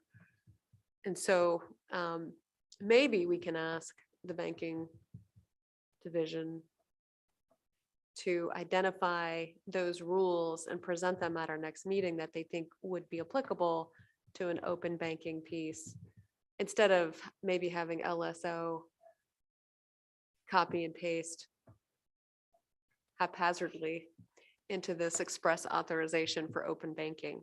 Maybe just a more thoughtful way, recognizing the difference between rules and statute. David never does anything haphazardly.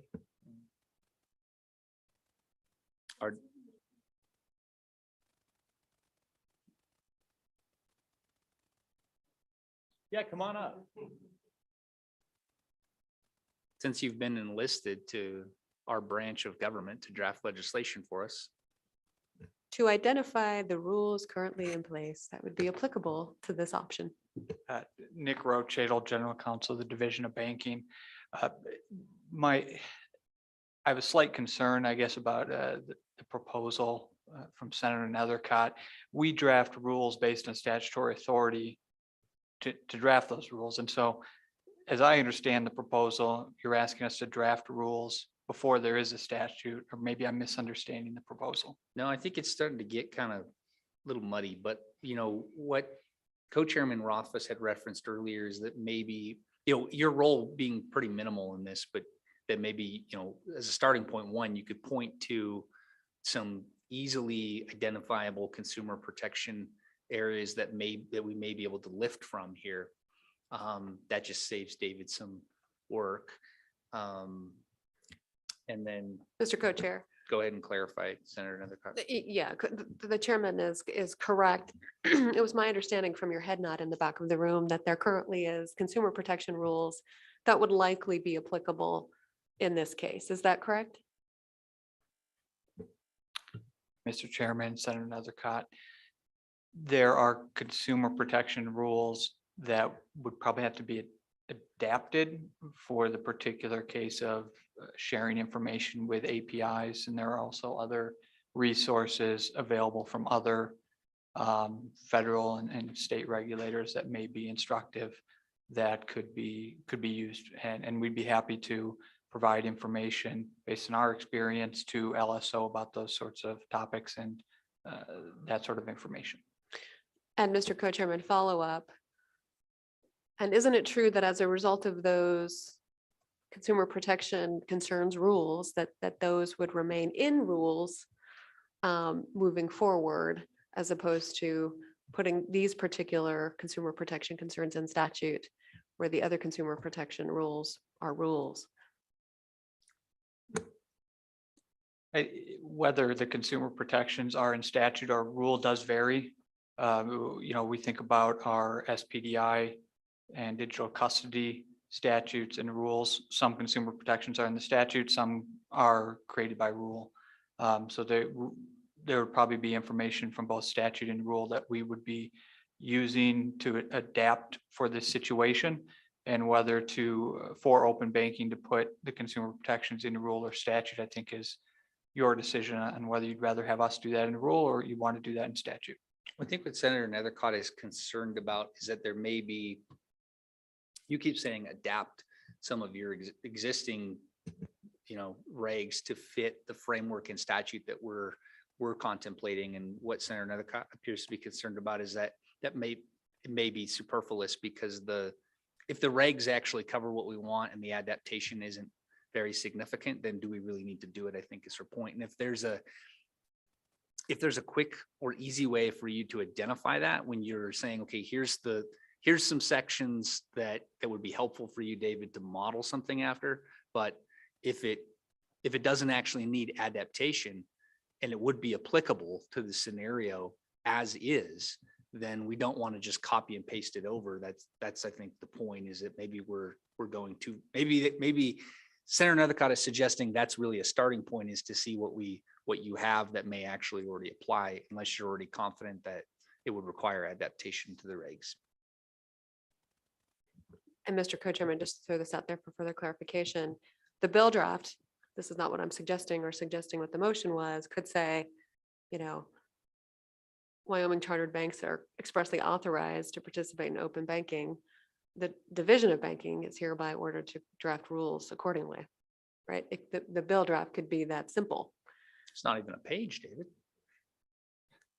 And there you have it, right? So the concept that we've just discussed is that simple. Is that prudent to move forward with that level of simplicity?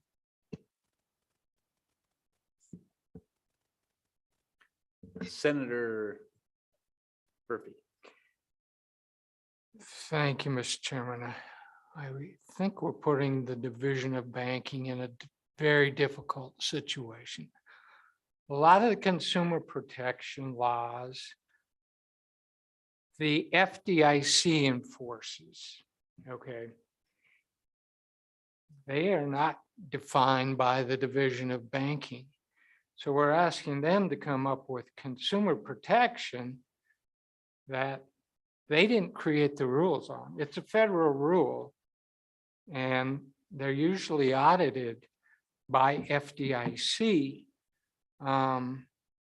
So I may be wrong, but I think we're putting them in a difficult position. Thank you, Mr. Chairman.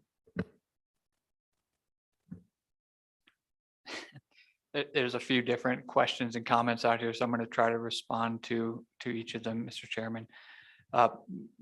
First, Senator Murphy, as it relates to SPDIs, because they are not required to have insurance through the FDIC, the division both by rule and then as well as you all through statute, we do promulgate rules as it relates to consumer protections and SPDIs. So if we were asked to provide information to LSO about consumer protections in the open banking context, we would likely be looking at a similar framework in open banking in the SPDI context as to consumer protections that focuses on the customer agreement between the SPDI and the customer and the requirements in that customer agreement related to consumer protection. And so when I've discussed adapting rules to the open banking context or providing information to LSO that they could consider as part of a statute, the framework would rely on what we've done as in the context of SPDIs, which is, requirements that we expect as it relates to customer agreements and protections for customers in those agreements. But that is not something that we could rely on and just copy and paste over for the open banking context. It would have to be adapted for that context. Perfect. So I think we actually have our starting point. I think it literally could be as simple as the bill Senator Nethercott suggests, with either in staff comment or in the bill itself. You can decide either way, it doesn't matter. Here is a platter of consumer protection options that can be inserted into the bill. So, or you can start with the bill drafted. I don't think the motion really has a preference on what it looks like, other than we don't want you drafting a 160-page bill. Mr. Chairman. Co-chairman. Thank you, Mr. Chairman. I think we're overcomplicating it a bit, because I think the key is really the gap analysis. You already have a lot of consumer protection in place for certain scenarios that relate to banking. This is still banking. So all of those will still apply unless for some reason either they cause a problem or they fall short in the case of open banking. So what we really then need to do, and maybe we have a little working group that sits down with you and others and stakeholders and says, all right, if we're having an opportunity to share data that hasn't previously been shared, what are the new protections that we would want statutorily, such as opt-in, opt-out considerations that might be more rigorous? Is there anything else? If there's nothing else, then welcome to a 2-page bill, probably. And hopefully it isn't that much more, but I think it's that gap analysis. If we all of a sudden were implementing open banking, where does our existing statute and the rules based on those statutes fall short? That's all we need. All we need to address is any place where our existing statute falls short. Yeah, And and my point, Mr. Co-Chairman, is we just need that list in front of us somehow, whether it's statutory or rule. Yeah. Provided protections that we can say, not just a citation to statutes X through, blah, blah, blah, but actually have them in front of us and say, okay, here are all the protections that apply, whether we insert them into the bill or reference their existence. I think we have a good sense of this. I think it's importantly 12:05, which is 5 minutes after lunch. And you said platter. Did you have a comment on the motion, please, Senator? Maybe, I hope. We'll say with my lack of knowledge, it might be just a crazy question, but for those banks that are more interstate and those banks that are intrastate, I'm wondering what kind of impact would it have on both? And is there any kind of hindrance to, say, the intrastate compared to the interstate, or is it going to treat them all the same way? And that's the only question I had, is there something there that could have a negative effect on one of the two? I don't know. Mr. Chairman. It's an interesting question. I guess we'd ask the Division of Banking. My original thought was that we would really just be saying this clearly for our state chartered banks of any classification, because that's what we directly regulate, and it's easier to say that.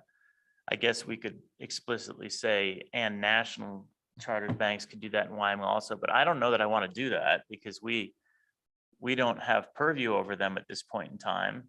And I wouldn't want to open the door to them and then not be able to control what they could or couldn't do because we don't have regulatory oversight. So I would expect to just be giving open banking authority to any bank that's regulated by our division of banking, so state chartered banks of any classification. Would agree. All right, question on the motion. All those in favor of the motion, say aye. Aye. All those opposed? All right. The motion passes. All right. Tell me about lunch. Any other quick directives? No. All right, good. All right, good committee. Thanks. We will go to lunch. We will return at 1:30 and we will take up stable.